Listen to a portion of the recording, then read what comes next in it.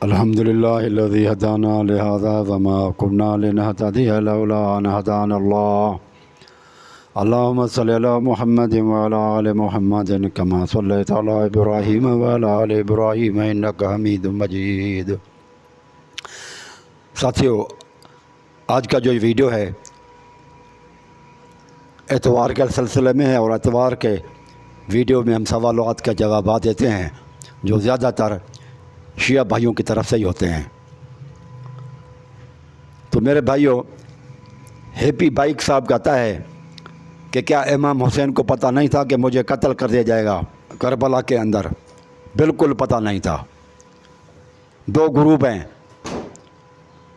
امام حسین کو پتہ نہیں تھا، اس لیے مسلم بن عقیل کو بھیجا کہ جائیں، جو خطوط لکھنے والے لوگ ہیں واقعی میرے وفادار ہیں یا جھوٹے اور مکار ہیں، تصدیق کنفرمیشن کرنے کے لیے بھیجا کہ کنفرم کر کے آ جائیں۔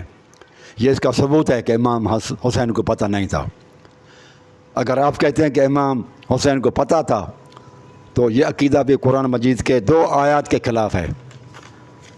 میرے بھائی، آیت نمبر سورۃ آل عمران آیت نمبر 179، اللہ سبحانہ و تعالیٰ فرماتا ہے وَمَا كَانَ اللَّهُ لِيُطْلِعَكُمْ عَلَى الْغَيْبِ وَلَكِنَّ اللَّهَ يَجْتَبِي مِن رُّسُلِهِ مَن يَشَاءُ۔ اللہ تعالیٰ ایسا نہیں ہے کہ کسی کو غیب کا علم دے دے سوائے رسولوں کے۔ وَلَكِنَّ اللَّهَ يَجْتَبِي مِن رُّسُلِهِ مَن يَشَاءُ، رسولوں میں سے بھی سب کو نہیں، جس کے لیے پسند کرے اور جتنا پسند کرے، یہ اللہ تعالیٰ کی مرضی کے اوپر ہے۔ یہ آیت نمبر 179 سورۃ آل عمران ہے، ایک آیت ہے۔ اس کا آپ انکار کر رہے ہو، کیونکہ جو رسول نہیں ہے اس کو اللہ فرماتا ہے میں غیب کا علم نہیں دوں گا۔ اب حضرت علی یا امام حسن حسین یا 12 امام یا کوئی اور ولی، اس کو جو رسول نہیں ہے تو اللہ تعالیٰ فرماتا ہے میں نے اس کو غیب کا علم نہیں بتانا۔ یہ ایک آیت ہے جس کا آپ انکار کر رہے ہو۔ دوسرا آیت ہے قرآن مجید کی آیت ہے سورۃ جن آیت نمبر 27 ہے، عالم الغیب، اللہ تعالیٰ عالم الغیب ہے، فلا یظہر علی غیبہ احدا، اپنے غیب کے اوپر اللہ تعالیٰ غیب کا علم کسی کو نہیں دے گا، احدا کسی کو بھی، الا من ارتضی من رسول، مگر راضی ہو جائے رسولوں میں سے جس کے اوپر۔ یہاں پر بھی رسول کا لفظ آیا کہ رسولوں کے علاوہ کسی کو اللہ تعالیٰ غیب کا علم نہیں دے گا۔ تو امام رسول نہیں ہے، علی بھی رسول نہیں ہے، لہذا ان کو غیب کا علم مانا ان 2 قرآن مجید کے آیات کا انکار ہے اور کفر ہے، قرآن مجید کے آیت کا انکار۔ تو میرے بھائیو، آپ اپنا عقیدہ درست کر لیں۔ اس لیے تو امام حسین نے مسلم بن عقیل کو بھیجا تھا۔ پتہ ہوتا تو پھر کیوں بھیجا؟ پھر تو گناہ بڑھے گا امام حسین کے اوپر کہ آپ کو پتہ تھا تو پھر آپ نے بھیجا کیوں؟ جج عدالت کے اندر دنیا میں کسی کو کوئی بندہ بھیجے اور وہ اس کو مار ڈالیں اور اس کو پتہ بھی ہو کہ یہ اس وڈیرے کو یا چودھری کو جس بندے کو بھیج رہا ہے کسی علاقے کی طرف، اس کو پتہ ہو کہ وہ اس کو ماریں گے، تو یہ کیا جج وغیرہ اور پولیس اس وڈیرے کو چھوڑے گی؟ اس کو بھی پکڑے گی کہ آپ کو تو پتہ تھا تو آپ نے کیوں بھیجا اس کو؟ یا کسی بندے کو پتہ ہو کہ میرے دشمن فلانی جگہ پر بیٹھے ہوئے ہیں مجھے ماریں گے، تو آپ اگر خود بھی پھر بھی جاتے ہیں، ٹھیک ہے، تو یہ کیا خودکشی کے مترادف نہیں ہوگا؟ لوگ آپ کو بے وقوف نہیں کہیں گے، عقل مند کہیں گے، سیاںا کہیں گے آپ کو کہ بھائی جب آپ کو پتہ تھا کہ آپ کے لیے بندے بیٹھے ہوئے ہیں تیار اور آپ کو قتل کریں گے، شک بھی نہیں تھا اور یقین ہے، تو پھر تو صاف ظاہر ہے گناہ آپ کے اوپر بھی ہوگا نا۔ لوگ تو آپ کے اوپر بھی جو ہے نا جرح کریں گے نا، تنقید تو آپ کے اوپر بھی ہوگی پھر کہ اس نے شاہ کام خود نہیں کیا، خود اپنے آپ کو مروایا، پتہ ہونے کے باوجود کہ اصل کے ساتھ بندے بیٹھے ہوئے ہیں پھر بھی ادھر گیا۔ تو آپ لوگ حقیقت میں امام حسین کو نہیں مانتے، نہ امام کو مانتے ہیں۔ منصور نقوی کہتا ہے کہ حماس کو پتہ ہے کہ اسرائیل زیادہ طاقتور ہے، وہ پھر بھی جانتے ہیں کہ امریکہ اور اسرائیل غیر انسانی سلوک کریں گے، پھر بھی 7 اکتوبر کو حماس نے حملہ کر دیا۔ بھائی قرآن مجید جو کہتا ہے وہ ایک فیصلہ قرآن مجید بتا دیتا ہے۔ دیکھیں آپ سورۃ انفال آیت نمبر 65 ہے، یا ایھا النبی، اے محمد صلی اللہ علیہ وآلہ وسلم، آپ حرض المومنین علی القتال، جہاد پر مومنوں کو آپ شوق دلائیں۔ یکم منکم عشرون صابرون، اگر ان میں سے 20 بندے ہوں صبر کرنے والے، مستقل مزاج، قوت ارادی والے، یغلبوا مئتین، وہ 200 کے اوپر غالب آ جائیں گے۔ 20 بندے 200 کے اوپر غالب، یعنی کہ ریشو کیا ہے؟ 110، 1 اور 10 کی نسبت ہے۔ تو پھر آپ غالب آنے کے امکانات کو اللہ تعالیٰ نے قرآن مجید میں کہا کہ آ سکتے ہیں۔ وَإِن يَكُن مِّنكُم مِّائَةٌ، اگر آپ 100 ہیں، یغلبوا الفاً، 1000 کے اوپر آپ آ سکتے ہیں۔ من الذین کفروا، جو کافر ہے ان کے اوپر، بِأَنَّهُمْ قَوْمٌ لَا يَفْقَهُونَ۔ اس کے بعد اللہ فرماتا ہے الآن خفف اللہ عنکم، اللہ تعالیٰ نے اب تخفیف کر دی، اب اللہ تعالیٰ نے نرمی کر دی، تخفیف کر دی اس کلیے کے اندر 110 کے ریشو کو۔ اللہ تبارک و تعالیٰ، کیونکہ اللہ تعالیٰ جانتا تھا وَعَلِمَ أَنَّ فِيكُمْ ضَعْفًا، کہ تم لوگ کمزور ہو، تو اللہ تعالیٰ نے کمزور ہونے کی وجہ سے اس کلیے کو، اس اصول کو اللہ تبارک و تعالیٰ نے تخفیف کر دی، اب اس میں نرمی کر دی۔ اب کیا ہے؟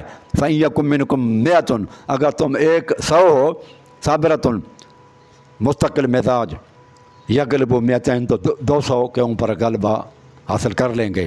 وَإِن يَكُن مِّنكُم أَلْفٌ، اگر 1000 ہو، یغلبوا الفین، 2000 کے اوپر آ جائیں گے بِإِذْنِ اللہ، اگر اللہ کی مدد رہی تو۔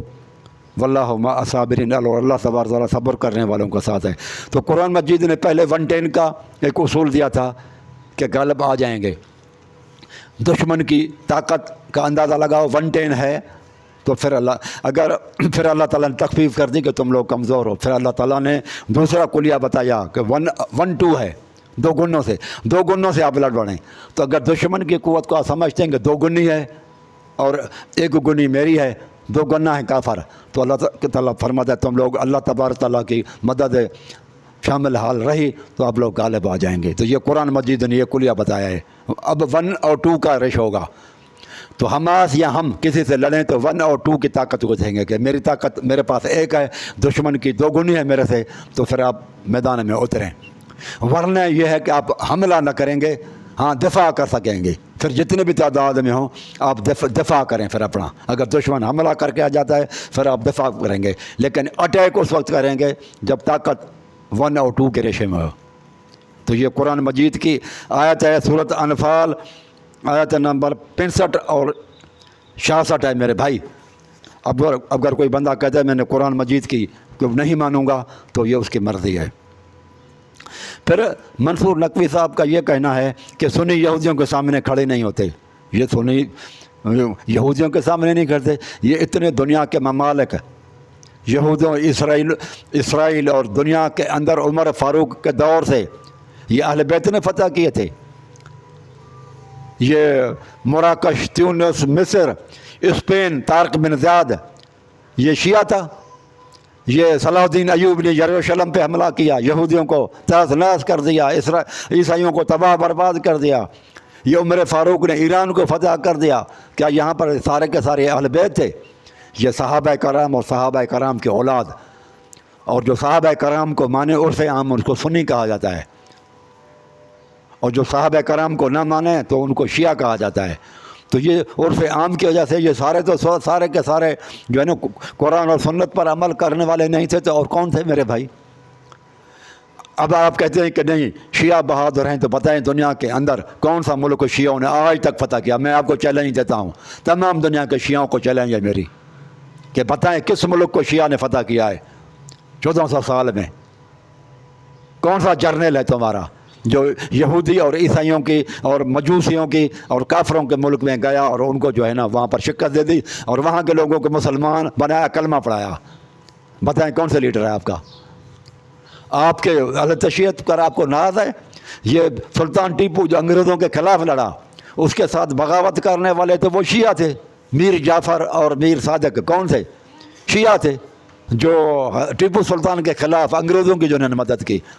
شیعہ طریقے میں تو غداری ہے، مسلمانوں کے خلاف وہ غداری کرتے ہیں، اور آپ کو ناز ہے کہ ہم شیعہ ہیں۔ ابن القمی کون تھا؟ ہلاکو خان کو دعوت دینے والا وزیر تھا بغداد کے اندر، یہ ابن القمی شیعہ تھا جس نے ہلاکو خان اور چنگیز کو دعوت دی اور مسلمانوں کو تہس نہس کیا، وہ بھی آپ کا شیعہ تھا۔ شیعہ طریقوں کو اگر آپ دیکھیں گے تو آپ کو تو غدار ملیں گے. حضرت علی سے غداری کی، امام حسن سے غداری کی، امام حسین کو خطوط لکھ کر بلایا، غداری کی. اور اب شیعہ مذہب ہونے پر نالا ہے. اللہ تعالیٰ قرآن مجید میں کہتا ہے کہ ان الذین فرقوا دینہم وکانوا شیعہ لست منہم فی شیء. محمد صلی اللہ علیہ وسلم کا تو چالک شیعوں سے ہے ہی نہیں. موسیٰ علیہ السلام سے غداری کرنے والا وہ کون تھا؟ قرآن مجید کہتا ہے. موسیٰ علیہ السلام نے کہا، سورۃ قصص کو آپ کھولیں، قال لہ موسیٰ انک لغوی مبین. موسیٰ علیہ السلام نے اس شیعہ کو کہا، یہ سورۃ قصص آیت نمبر 18 ہے، کہ تم کھلے گمراہ ہو. لغوی، قرآن مجید کہتا ہے کہ گوی کہا موسیٰ علیہ السلام نے اس کو. قال لہ موسیٰ علیہ السلام نے اسے کہا انک لغوی مبین، تو جو ہے نا گمراہ ہے. اور وہ موسیٰ علیہ السلام کو کیا کہتا ہے؟ وہ جو شیعہ ہے، ان ترید الا ان تکون جبارا فی الارض، تو زمین میں سرکش ہو کر رہنا چاہتا ہے. وما ترید ان تکون من المصلحین، تیرا کام اصلاح کرنا تو ہے ہی نہیں.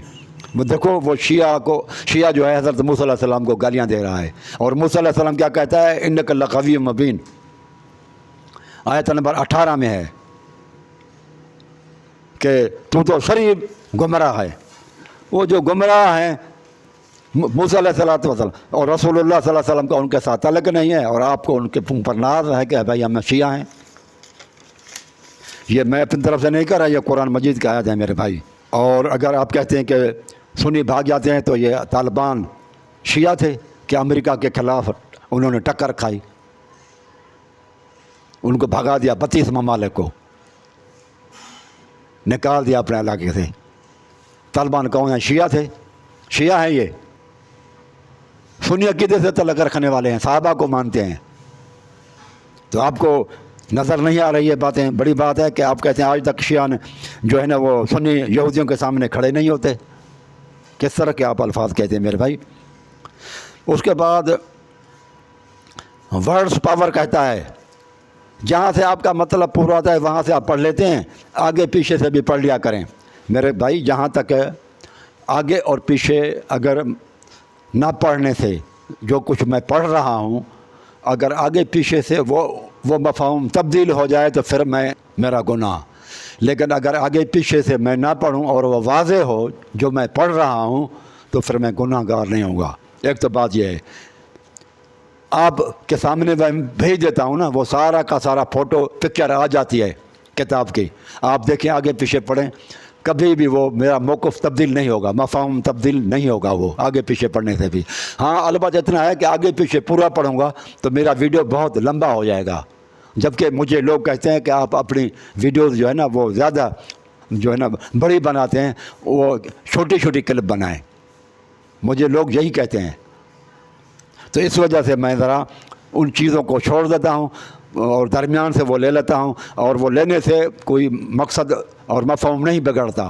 مفہوم بگڑ جائے، آپ کسی عالم کے پاس جائیں تو پھر میں اس کے ذمہ وار ہوں، پھر میں گنہگار گار. سمیر کہتا ہے کہ آپ کسی فرقے سے تعلق رکھتے ہیں؟ میرے بھائی میں مسلم ہوں اور قرآن و سنت کا تابع دار ہوں، جو قرآن و سنت میں ہیں. صحابہ کے ہم جو ہے نا خادم ہیں، اور اہل بیت کے بھی ہم خادم ہیں، سب کو ہم ماننے والے ہیں. پھر اس کا سوال ہے ورڈز پاور کا. کہتا ہے کہ صحیح بخاری میں 12 خلفاء کا ذکر ہے، وہی 12 امام ہیں. آپ ڈرامہ نہ کریں میرے بھائی. ورڈز پاور صاحب اللہ کے بندے، صحیح بخاری میں نہیں، وہ صحیح مسلم میں ہے.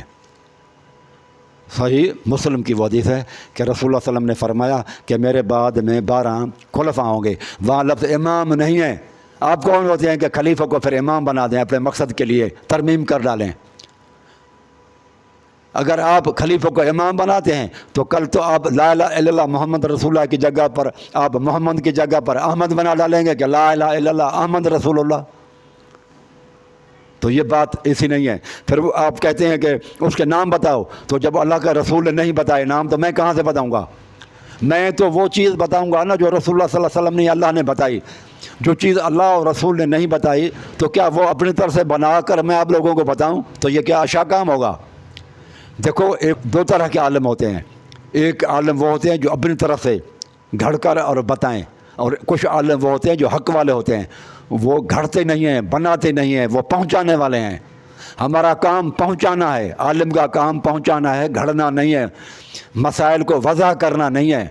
آپ مجھے مجبور کر رہے ہیں کہ میں بھی آپ کو کوئی وہ جو ہے نا مسئلہ گھڑ کر بتاؤں، تو یہ چیز نہیں ہے۔ میرا کام پہنچانا ہے۔ رسول اللہ صلی اللہ علیہ وسلم نے فرمایا 12 خلفاء ہوں گے، تو میں یہی کہوں گا کہ 12 خلفاء ہیں۔ رسول اللہ صلی اللہ علیہ وسلم نام نہیں بتائے تو میں ناموں کو گھڑ نہیں سکتا، میں بھی یہی کہوں گا کہ مجھے پتہ نہیں ہے، رسول اللہ صلی اللہ علیہ وسلم نے نہیں بتایا، قرآن نے نہیں بتایا، تو میں بھی خاموش۔ رسول اللہ صلی اللہ علیہ وسلم خاموش ہیں تو میں بھی خاموش رہوں گا۔ رسول اللہ صلی اللہ علیہ وسلم بتاتے تو میں آپ کو بتا دیتا۔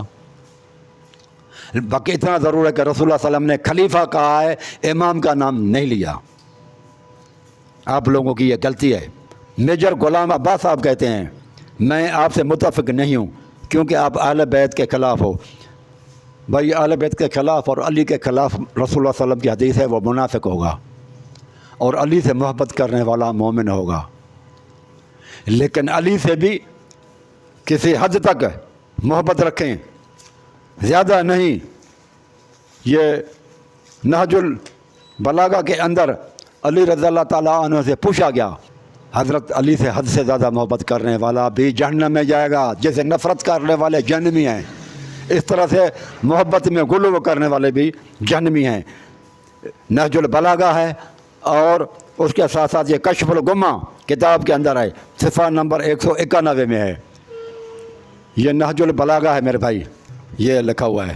میرے بھائی میرے بارے میں 2 قسم کے لوگ ہلاکت میں مبتلا ہوں گے، ایک محبت میں حد سے بڑھ جانے والا، یہ محبت بھی بہت خطرناک ہوتی ہے، محبت میں غلو۔ عیسیٰ علیہ السلام سے عیسائی محبت میں غلو کرتے ہیں، ہلاک ہوں گے۔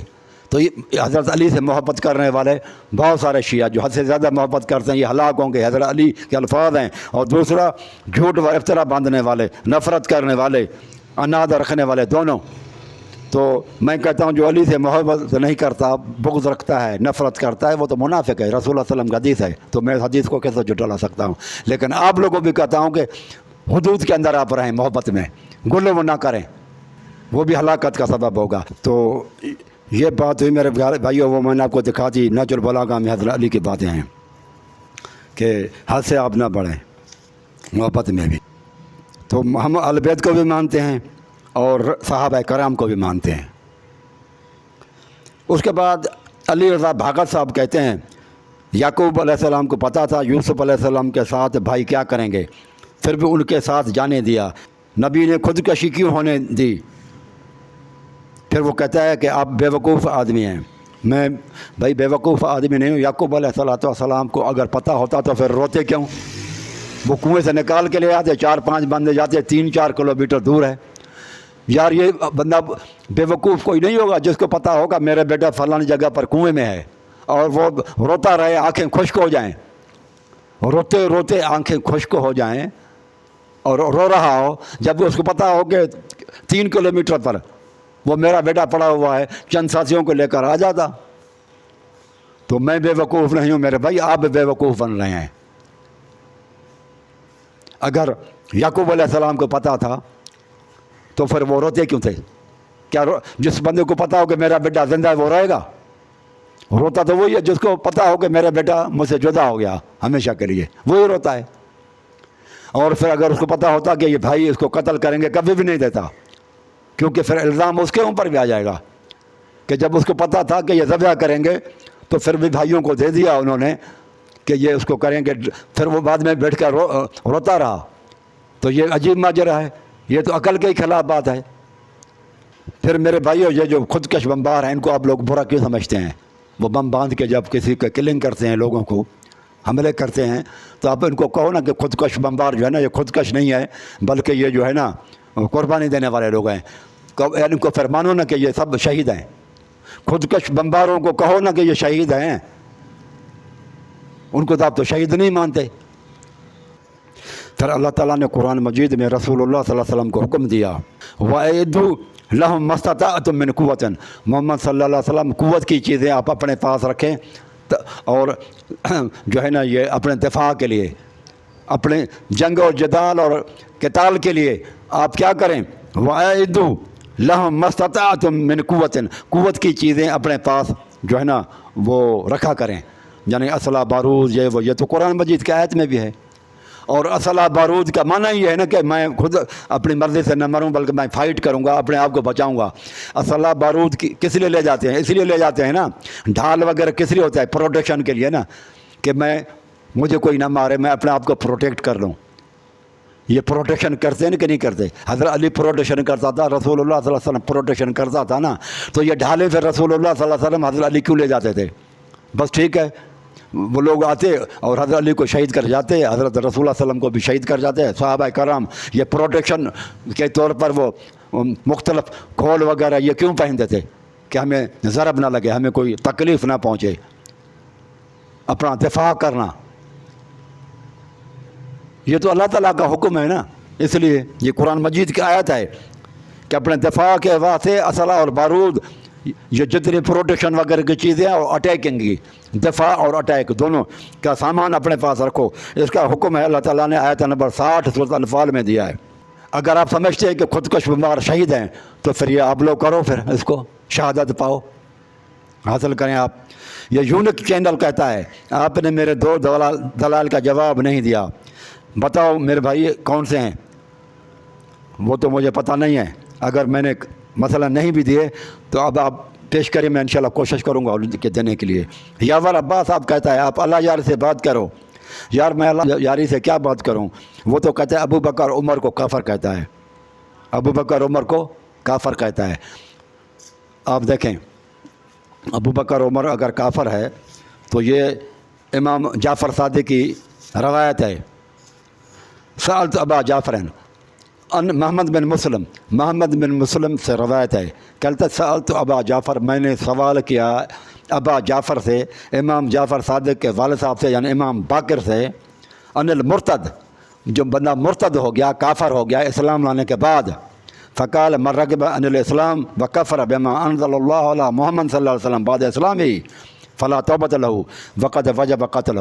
تو امام باقر کہتے ہیں کہ اس کا قتل کرنا واجب ہے، ضروری ہے، تو علی رضی اللہ تعالیٰ عنہ نے قتل کیوں نہیں کیا کفار کو؟ نعوذ باللہ منہ۔ اور پھر جب وہ جنگوں سے بھاگے، سورۃ حجرات کی وہ آیتیں بھی پڑھتا ہے کہ وہ کافر ہو گئے تھے، رسول اللہ صلی اللہ علیہ وسلم کے سامنے جب اونچی آواز سے بولا تھا تو اللہ کے رسول موجود تھا، ٹھیک ہے؟ تو اس وقت جب رسول اللہ صلی اللہ علیہ وسلم کی خود یہ حدیث ہے کہ مرتدین کو قتل کرو، تو رسول اللہ صلی اللہ علیہ وسلم نے ابو بکر اور عمر کو کیوں نہیں قتل کیا؟ تو وہ تو بہت بڑا جاہل آدمی ہے۔ اور ابو بکر اور عمر کافر تھے تو رسول اللہ صلی اللہ علیہ وسلم نے قتل نہ کیا، علی علیہ السلام نے بھی قتل نہ کیا، یہ دونوں گنہگار بنتے ہیں، نعوذ باللہ منہ۔ یہ کتاب آپ کی ہے، کتاب الحدود، پورے کافی، جلد نمبر 7، اور تہران سے، ایران سے چھپی ہوئی ہے۔ میرے بھائی اسرار الامامت میں ہے، یہ میرے بھائی دیکھیں آپ، القول فی تزوج عمر من ابنت علی علیہ السلام کی بیٹی کے ساتھ نکاح، زوج علی ابنتہ ام کلثوم عمر کے ساتھ انہوں نے کیا ہے، یہ معنی ہے۔ اس کے بعد پھر وہ یہ بھی مانتا ہے کہ الیس رقیہ من عتبہ بن ابی لہب الیس النبی زوج ابنتہ زینب من ابی العاص بن ربی، یہ مان رہا ہے کہ بی بی زینب کا بھی نکاح ابو العاص رسول اللہ صلی اللہ علیہ وسلم نے کروایا تھا۔ اور یہ کتاب ہے آپ کی اسرار الامامت میں کہ حضرت عمر سے حضرت علی نے اپنی بیٹی کا ام کلثوم کا نکاح کروایا تھا۔ میرے بھائی یہ تلخیص الشافی میں ہے، فقال سمیعت یقول فی الخطبہ، خطبے میں کہا حضرت علی نے کیا کہا تھا کہ ان علی قال فی خطبہ خیر حاضر الامت بعد نبیہا ابو بکر و عمر، ابو بکر عمر اس امت میں سب سے زیادہ افضل ترین شخصیتیں ہیں اس امت میں رسول اللہ صلی اللہ علیہ وسلم کے بعد۔ یہ 218 پیج پہ ہے۔ اب علی جس کو کہیں کہ سب سے اچھے لوگ ہیں، اللہ یاری کہیں وہ کافر ہیں، پھر رسول اللہ صلی اللہ علیہ وسلم اس کو قتل نہ کریں، اور علی رضی اللہ تعالیٰ عنہ بھی ان کو مرتد ہونے کے باوجود ان کے ہاتھ پر بیعت کریں، ان کے پیچھے نمازیں پڑھیں مسجد نبوی کے اندر کافرین کے اوپر، تو پھر آپ اللہ یاری اور آپ لوگ بھی کافروں کے پیچھے نمازیں پڑھو اور ان کے ساتھ رشتہ داری کریں نا، پھر آپ ان کی جو ہے نا سنت پر عمل، حضرت علی کی سنت پر۔ فروغ کافی جلد نمبر 5 میں بھی ہے. ان ابی عبداللہ السلام امام جعفر صادق ہے. قال سألت عن المرأة، کہتا ہے میں نے سوال کیا ایک عورت کے بارے میں، متوفی عنہا زوجہ، جس کا شوہر مر گیا ہے، اتعتد فی بیتہا او حیث شاءت، وہ اپنے گھر میں عدت کو پوری کرے یا جہاں چاہے عدت کو پورا کرے. قال بل حیث شاءت، جہاں چاہے کرے. ان علی، کہتے ہیں علی علیہ السلام، لما توفی عمر، جب عمر وفات پا گیا، اتا ام کلثوم کے پاس آیا، فانطلق بها الی فی بیتی، پھر لے گئے اپنے گھر میں. اب اگر یہ غیر عورت ہوتی تو حضرت علی اس کو کس طرح سے ہاتھ لگا کے لے جاتے. یہ دوسری جگہ پر ہے کہ قال ان علی لما مات عمر اتا ام کلثوم کے پاس آیا، فاخذ بیدہا، ہاتھ سے پکڑا اور گھر لے آیا. یا غیر عورت ہوتی جس کے ساتھ نکاح کرنا جائز ہے تو غیر عورت کو تو کبھی نہیں پکڑتا حضرت علی. اسرار الامامت میں بھی ہے، اور جو ہے نا یہ فروغ کافی جلد نمبر 5، فروغ کافی جلد نمبر 6 اس کے اندر بھی ہے. اور اعلام الورا و اما ام کلثوم فہی التی تزوجہا عمر بن خطاب، یہ ام کلثوم وہی ہے جس کے ساتھ عمر بن خطاب نے نکاح کیا تھا. یہ ذکر ہے حضرت علی کے، یہ اولاد ہے. دیکھیں آپ، فی ذکر اولاد امیر المومنین کی اولاد کا ذکر ہے. یہ اس کے چیپٹر میں لائے ہیں، وہ صفحہ نمبر 210 اور 211 کے اندر، اعلام الورا کے اندر، جس کا دوسرا نام ہے سیرت معصومین کے اندر بھی یہ چیز لکھی ہوئی ہے میرے بھائی. اور منتہی الاعمال کے اندر بھی ہے، صفحہ نمبر 261 پہ یہ تھی. اما ام کلثوم فحکایت زواجہا بعمر مستورۃ فی الکتب، کتابوں کے اندر یہ لکھا ہوا ہے کہ اس نے شادی کی تھی. یہ منتہی الاعمال کے اندر بھی لکھا ہوا ہے. اور یہ جو ہے نا اللہ بھلا کرے استبصار کے اندر بھی 352 پر لکھا ہوا ہے. یہ احتجاج تبرسی ہے، یہ دیکھیں احتجاج تبرسی، اور اس کے اندر 126 پیج پہ ہے. اسماء بنت امیس، یہ اسماء بن امیس کیا ہے؟ یہ اخت میمونہ زوجہ نبی صلی اللہ علیہ وسلم کی سالی تھی، اور وہ اخت لبابہ زوجہ عباس بن عبد المطلب کی اس کی بہن تھی زوجہ کی. کہتا ہے کہ فلما قتل جعفر بن ابی طالب جب قتل ہو گئے، شہید ہو گئے، تزوجہ ابو بکر، تو ابو بکر نے اس کے اولاد شادی کی تھی. اور کہتا ہے ولما مات ابو بکر، اور جب ابو بکر مر گیا، تزوجہ امیر المومنین، تو امیر المومنین نے اسے شادی کی. تو اسے پیدا ہوا، اس کو عون بن علی بن ابی طالب پیدا ہوا ہے. یہ اسماء بن امیس کے نزدیک بھی ابو بکر کافر نہیں تھا، اس لیے تو شادی کی. اور وہ اگر کافر سے شادی کرنے کے بعد، تو پھر مجھے بتاؤ کہ یہاں پر پھر حضرت علی نے اس کافر عورت سے شادی کیسے کی؟ وہ تو آپس میں رشتہ دار تھے اور ایک دوسرے کو اچھا سمجھتے تھے. حیات القلوب جلد نمبر 3، یہ آپ دیکھیں. رسول اللہ صلی اللہ علیہ وسلم فرماتے ہیں، امیر المومنین حضرت کے نزدیک گئے تو حضرت نے فرمایا، یا علی تم نے دیکھا کہ آج تمام رات میں نے یہاں مسجد میں بسر کی، اور اپنی 1000 حاجتیں خدا سے طلب کی، خدا نے سب پوری کر دیں. حضرت رسول اللہ صلی اللہ علیہ وسلم نے فرمایا، میں نے ساری رات عبادت کی، اللہ تعالیٰ سے دعائیں مانگی، اللہ تعالیٰ نے ساری میری حاجتیں پوری کی، ضرورتیں، اور ویسی حاجتیں تمہارے واسطے میں نے طلب کی. تو میں نے علی تیرے لیے بھی اللہ تعالیٰ سے حاجتیں پوری کی، طلب کی، اور خدا نے سب عطا فرمائی. پھر میں نے سوال کیا کہ تمام امت کو تمہارے امامت پر جمع کر دے، خلیفہ بلا فصل ہو جائے حضرت علی، اور امت بھی سب کی جو ہے نا، یعنی کہ تمہارے واسطے میں نے دعا کی کہ تم سارے لوگ تیرے اوپر جو ہے نا وہ آ جائیں، مومن وغیرہ جتنے بھی ہیں مومن، وہ سارے آپ کے اوپر مومن راضی ہو جائیں، تاکہ سب تمہاری خلافت کا اقرار کریں اور تمہاری مطابقت کریں اور تمہاری پیروی کریں. خدا نے میری یہ دعا قبول نہ فرمائی اور یہ آیتیں بھیجی. اب خلیفہ بلا فصل اللہ تبارک و تعالیٰ نے نہیں بننے دیا. رسول اللہ صلی اللہ علیہ وسلم دعائیں مانگتے رہے لیکن علی کو نہیں. اور صحیح بخاری میں ہے نا کہ وَيَأْبَى اللَّهُ وَالْمُؤْمِنُونَ، مومن اور اللہ تعالیٰ انکار کر دیں گے. دیکھا امت نے بھی نہیں مانا اور اللہ تعالیٰ نے بھی نہیں مانا. رسول کی اس معاملے میں دعا قبول نہیں ہوئی. جو صفحہ نمبر 384 اور حیات القلوب کتاب ہے. ملا باقر مجلسی بہت بڑا چوٹی کا شیعہ عالم ہے یہ ملا باقر مجلسی، سمجھا. تو جلد نمبر 3 پر ہے یہ بھی۔ تو مجھے بتائیں کہ وہ جو شخص ہے جو کافر کہتا ہے تو وہ تو خود ہی جو ہے نا وہ بے دین ہے۔ وہ علی کی مانے اور اسماء بنت امیس کی مانے، علی نے بیعتیں کی ان کا اور ان کے پیچھے نماز پڑھتے رہے۔ اگر حضرت علی نے نمازیں ان خلفاء کے پیچھے نہیں پڑھیں تو کیا امام بڑا بنایا تھا؟ منہ مانگی قیمت دے دوں گا، کوئی جواب اس کا دے دے کہ علی نے امام بڑا بنایا تھا، وہاں جا کر سب لوگ نمازیں پڑھتے تھے۔ ابو بکر کے پیچھے، عمر کے پیچھے، عثمان کے پیچھے نمازیں پڑھتے رہے علی رضی اللہ تعالیٰ عنہ۔ علی کے نزدیک وہ مسلم ہیں، مومن ہیں، اللہ یاری کے نزدیک اور تمہارے نزدیک کافر ہیں۔ مجھے بتاؤ تمہاری چلے گی یا اس وقت صحابہ سارے کے سارے جتنے ہیں انہوں نے بیعت کی، ابو بکر کی، انصار نے کی، مہاجرین نے کی۔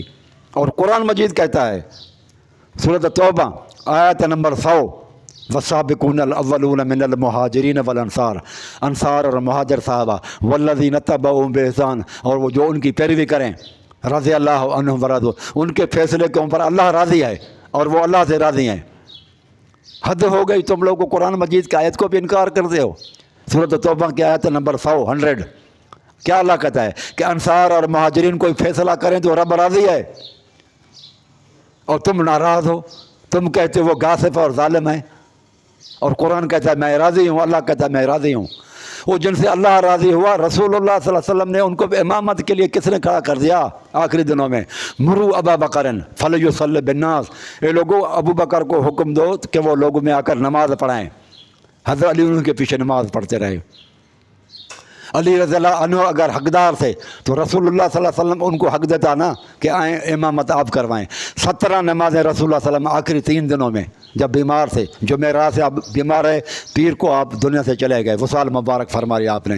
مجھے بتائیں 17 نمازیں رسول اللہ صلی اللہ علیہ وسلم نے ابو بکر سے پڑھوائیں، ایک بھی نماز علی سے نہیں پڑھوائیں۔ تو مجھے بتاؤ کہ کس کو افضل رسول اللہ صلی اللہ علیہ وسلم نے سمجھا؟ اور اصول کا امامت کے اندر مجھے بتاؤ کہ افضل ہو فروع کافی جلد نمبر 3 صفحہ نمبر 376، وہ کہتے ہیں کہ رسول اللہ صلی اللہ علیہ وسلم نے فرمایا، حدیث ہے، ان رسول اللہ صلی اللہ علیہ وسلم، رسول اللہ صلی اللہ علیہ وسلم نے فرمایا، قال یتقدم القوم اقرأہم، سب سے پہلے نماز میں اس کو کھڑا کر دو جو تم سب میں سب سے زیادہ قاری ہو للقرآن، فإن كانوا في القراءة سواء، جے قرات کرنے میں سارے کے سارے قاری برابر ہیں، فأقدہم ہجرت، پھر وہ جو سب سے زیادہ پہلے ہجرت جس نے کی ہو، ہجرت اس کے بعد، فإن كانوا في الهجرة سواء، اگر ہجرت میں بھی سب برابر ہیں، فأکبرہم سنن، پھر جو عمر میں بڑا ہو، اگر عمر میں بھی سب برابر ہوں، فلیؤمہم اعلمہم بسنہ، پھر جو سب سے زیادہ علم رکھتا ہو سنت کا اس کو آگے کرو، وافقہم فی الدین، اور دین میں زیادہ فقاہت رکھتا ہو اس کو آگے کرو، ولا اذا تقدم من احدکم رجل من منزل ولا صاحب سلطان۔ مجھے بتائیں جو سب سے زیادہ فضیلت والا ہے یہ رسول اللہ صلی اللہ علیہ وسلم نے کس کو بنایا؟ یہ آپ کے کتاب و صلاۃ 376 صفحہ اور فروع کافی یہ اس کے اندر لکھا ہوا ہے۔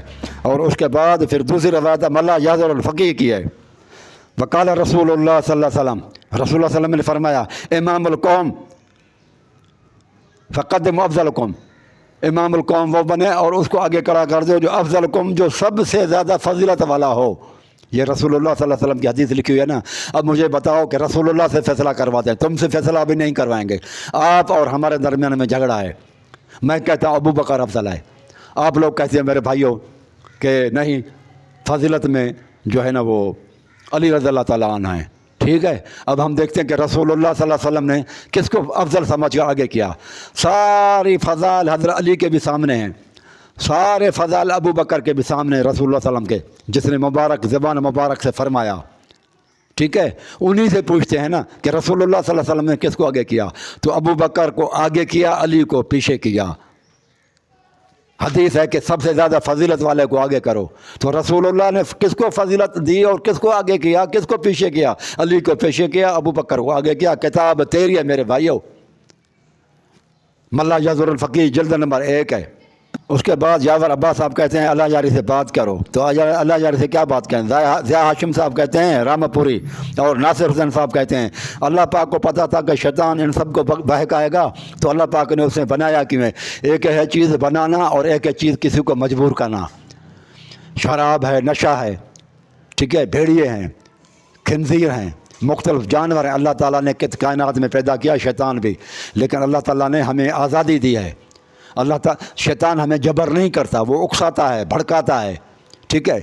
اور شیاطین الانس والے جنوں میں بھی شیطان ہے اور انسانوں میں بھی ہیں، وہ آتے ہیں بھڑکاتے ہیں ہمیں، لیکن دعوت دیتے ہیں گناہ کی، لیکن ہمارے یہ کنٹرول میں، ہم ان کی بات مانیں یا نہ مانیں۔ تو پیدا کرنا ایک اور چیز ہے، پیدا ہونے سے ہم مجبور تو نہیں ہیں، اس لیے ہمیں جو ہے نا پکڑا جائے گا۔ شراب ہے، بھنگ ہے، چرس ہے، اللہ تعالیٰ نے زمین کے اندر نشے کی چیزیں پیدا کی ہیں، چرس ہے، یہ ساری دنیا کے اندر اللہ تعالیٰ کی پیدا کی ہوئی چیزیں ہیں، لیکن اللہ تعالیٰ ہم سے یہ پوچھے گا، اور پھر بتا بھی دیا کہ یہ حرام ہے، یہ حلال ہے، ہمیں آزادی دی ہے، ہم مجبور نہیں ہیں، تو اس حساب سے ہم سے پوچھا جائے گا۔ ایک یوزر کہتے ہیں اللہ پاک کی مرضی تھی اور اللہ پاک کی مرضی پر مر مٹنے والا ہمارا امام ہے، یعنی اللہ تعالیٰ کی مرضی تھی کہ امام حسین شہید ہے۔ ٹھیک ہے، اللہ تعالیٰ کی مرضی ہے کہ لوگ شہید ہوں، لیکن اللہ تعالیٰ کی یہ بھی مرضی ہے کہ آپ شہید ہوں، لڑیں کریں، لیکن یہ بھی کوشش کریں کہ اپنے آپ کو بچاتے ہوئے، اپنا دفاع کرتے ہوئے لڑیں، لیکن ساتھ میں ساتھ آپ کا دفاع کا سامان بھی ہو۔ یہ قرآن مجید کے اندر حکم بھی ہے، وَأَعِدُّوا لَهُم مَّا اسْتَطَعْتُم مِّن قُوَّةٍ، سورۃ انفال آیت نمبر 60 میں ہے کہ وہ اپنے پاس قوت کی چیزیں بھی رکھو، ہاتھ خالی بھی نہ رہو کہ ہاتھ خالی میدان میں اترو۔ وہ تیر نہ جانتے ہو تو پھر دریا کے اندر، نہر کے اندر آپ تیراکی کرو، جب تیرنا آتا ہی نہیں ہے تو صاف ظاہر ہے کہ پھر تو ڈوب کے مرنا ہی ہوگا۔ اللہ تعالیٰ نے دنیا کو عالم اسباب بنایا ہوا ہے، تو ان اسباب کو اپنے کنٹرول میں بھی رکھو اور کوشش بھی کرو بچاؤ کی، اس کے باوجود بھی مر جاؤ تو پھر کوئی بات نہیں ہے۔ جنگوں میں جاؤ، اسلحہ لے کر جاؤ، حفاظت بھی اپنی آپ کرو، لیکن لڑو بھی، کوشش یہ کرو، یہ خودکشی نہیں ہے، لیکن ہاتھ میں کچھ بھی نہ ہو، اوزار بھی نہیں ہو، اور جو ہے نا ایسے ہی آپ دریا کے اندر چھلانگ لگائے تو یہ خودکشی ہوگی، اور تیرنے کا سوٹ بھی نہ ہو آپ کے پاس۔ عالم اسباب سے فائدہ لیتے ہوئے آپ کریں تو پھر اللہ کی پکڑ نہیں ہوگی۔ پھر بھی اگر کوئی بندہ مر جائے، تیرنا بھی آتا ہے، عالم اسباب بھی اس کے ہیں، وہ سوٹ بھی ہے تیرنے والا اس کے باوجود بھی وہ چلا جائے تو پھر وہ شہید ہوگا۔ غلام علی صاحب کہتے ہیں عمر ابو بکر کی طرح جان بچانے بھاگنے والے صحابہ کا دین کیا تھا بتاؤ۔ ابو بکر اور عمر بھاگنے والے نہیں تھے میرے بھائی۔ کوئی بندہ میدان جنگ میں 95% رہے، مثلا 99 گھنٹے اس نے میدان جنگ میں لگائے، 99 گھنٹے، اور 1 گھنٹہ اگر میدان جنگ سے باہر رہا تو وہ اس کو آپ فیل نہ کہیں نا۔ آپ کا بچہ اگر 99% نمبر لے امتحان میں اور 1% نہیں لیتا تو آپ یہ تو نہیں کہیں گے، آپ تو اس کو شاباش دیں گے نا۔ جنگوں کے اندر 99% وہ اگر ٹائم دیں اور 1 گھنٹے کے لیے ریسٹ کرنے کے لیے یا پیچھے حکمت عملی کے تحت پیچھے چلے جائیں، یا ریورس گیئر لگاتے ہیں، یا تھوڑی سی ریسٹ کرنے کے لیے، یا بندہ تھک جاتا ہے تھکاوٹ کو دور کرنے کے لیے وہ ریورس گیئر لگاتا ہے، تو اس میں کیا کباہت ہے مجھے بتائیں۔ افسوس ہے ہم لوگوں نے میدان جنگ میں 1 گھنٹہ بھی نہیں لگایا کبھی زندگی میں، اور جہاد کا شوق بھی نہیں ہے۔ آپ کو شوق ہے جاؤ نا، شیعوں کے ساتھ جنگ ہو رہی ہے فلسطین میں، جائیں نا آپ لوگ، کیوں نہیں جاتے؟ سمجھتے ہیں کہ جہاد ہو رہا ہے پھر بھی نہیں جاتے، اور تنقید کرتے ہیں ان کے اوپر جو رسول اللہ صلی اللہ علیہ وسلم کے ساتھ ہر جنگ میں گئے، ہر جہاد میں گئے، کبھی رسول اللہ صلی اللہ علیہ وسلم نے ان کو نہ ٹوکا، کبھی نہیں کہا کہ تم جو ہے نا وہ بزدل ہو یا یہ اس طرح سے ہو۔ اب تنقید وہ کرتے ہیں جو بزدل ہیں، خود 1 گھنٹہ بھی کبھی میدان جنگ میں نہیں رہے، تنقید ان کے اوپر کرتے ہیں وہ جنہوں نے زندگی پوری جہاد کے اندر گزاری، جنہوں نے کیس و کسرا ایران کو فتح کیا، روم کو فتح کیا، دنیاؤں کو فتح کیا، ان کے اوپر تنقید کرتے ہیں اور خود اپنے آپ کو دیکھتے نہیں ہیں۔ او میرے بھائی، تو نے کتنی جنگیں کی ہیں، کتنی جنگیں لڑ کر آئے ہو بتاؤ۔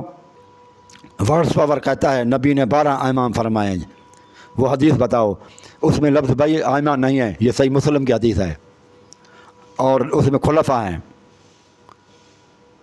آفاق حسین کہتا ہے آپ کا عقیدہ ہے کہ کسی بھی ایک صحابی کی پیروی کرو گے تو کامیابی یا فلاح پا جاؤ گے، یہ حدیث بھائی ضعیف ہے کہ تم کسی بھی اصحابی کا نجوم فبأیہم اقتدیتم اہتدیتم، کسی ایک صحابی کی پیروی کرو گے تو تم گمراہی سے بچ جاؤ گے۔ یہ ایسا نہیں ہے، یہ قرآن مجید کی آیت ہے کہ صحابہ سب جب اکٹھے ہو جائیں، اکثرت اجماع کر لیں، تو پھر اس میں اللہ کی رضا ہے۔ یہ قرآن مجید کی آیت بھی ہے اور رسول اللہ صلی اللہ علیہ وسلم کی حدیث بھی ہے کہ صحابہ کے اکثرت جب کسی معاملے پر اکٹھی ہو جائے تو رب کی رضا ہے۔ تو اجماع صحابہ ہو جاتا ہے، اکیلی صحابی کی بات نہ ماننا گناہ نہیں ہوگا ہمارے اوپر، لیکن رب کی رضا اس میں ہوگی جب سارے صحابہ اکٹھے ہو جائیں، اجماع صحابہ ہو۔ اکیلے صحابی کی پیروی کریں گے، کسی ایک کو پکڑیں گے تو راہ راست پہ آ جائیں گے، نہیں، سارے صحابہ کو لینا پڑے گا، ابو بکر کو بھی لینا پڑے گا، عمر کو بھی، سوائے اکیلے ایک صحابی کو پکڑیں گے۔ مثلا ابو بکر کی 300-400 حدیثیں ہیں، اس طرح سے حضرت عمر کی 500-600 کے قریب ہیں، تو ہم احتجاج پہ نہیں آ سکیں گے، باقی اسلام کے در جائے گا۔ صرف ایک صحابی کو ہم پکڑیں تو بہت ساری احادیث رہ جائیں گے ہم سے، اور جب کہ اللہ کا حکم ہے کہ پورا اسلام میں داخل ہو جاؤ۔ پورا اسلام میں ہم تب داخل ہوں گے جب ساری روایتیں، سارا صحابہ کی حدیثوں کو مانیں گے، اہل بیت کو بھی لیں گے اور صحابہ کو بھی لیں گے۔ حضرت علی حسن صاحب کہتے ہیں کہ نبی نے جنگ احد کے بعد زہر دینے والا گوشت کیوں کھایا؟ جب آپ کو پتہ لگا، آپ نے محسوس کیا کڑواہٹ ہے، تو آپ نے ایک دم ہاتھ کھینچ لیا۔ کچھ صحابہ تھے جنہوں نے کھا لیا تو بعد میں وہ وفات پا گئے، صحیح بخاری کی روایت ہے۔ تاہم رسول اللہ صلی اللہ علیہ وسلم کو اس زہر کا اثر رہا، رسول اللہ صلی اللہ علیہ وسلم کو اس زہر کا جو ایک یہودی عورت نے تیار کیا تھا اس کا اثر رہا، اور رسول اللہ صلی اللہ علیہ وسلم نے اس کو معاف کر دیا تھا، اس کے بدلے میں قتل نہیں کیا تھا۔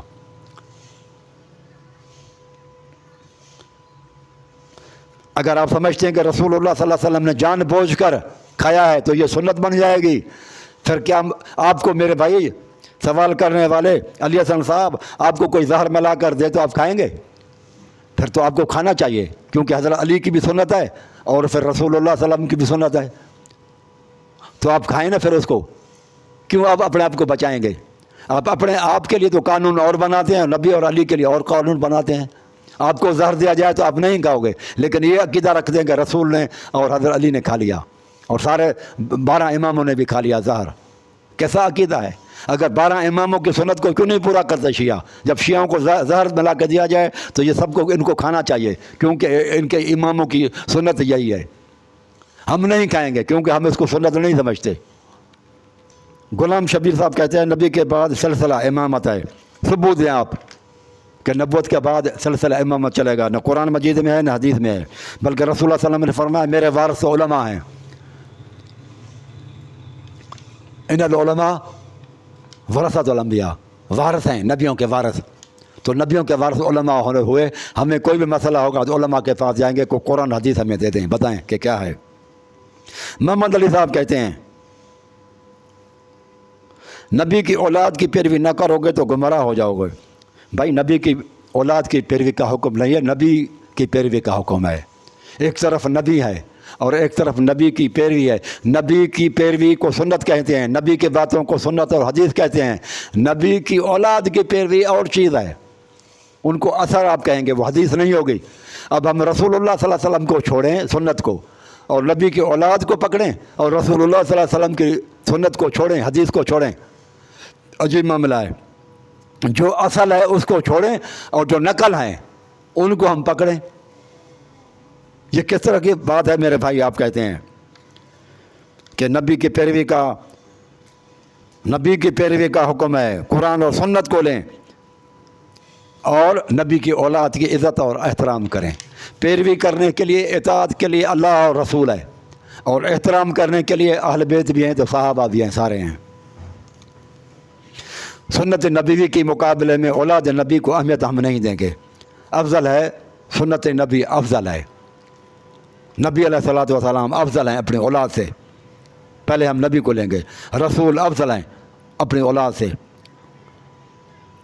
غلام علی صاحب کہتا ہے سنی طلباء زنا کرتے ہیں مدرسوں کے اندر، تو یہ آپ امام باڑوں میں آپ نے نہیں دیکھے؟ غلط کام جو بھی کرے گا وہ غلط ہے۔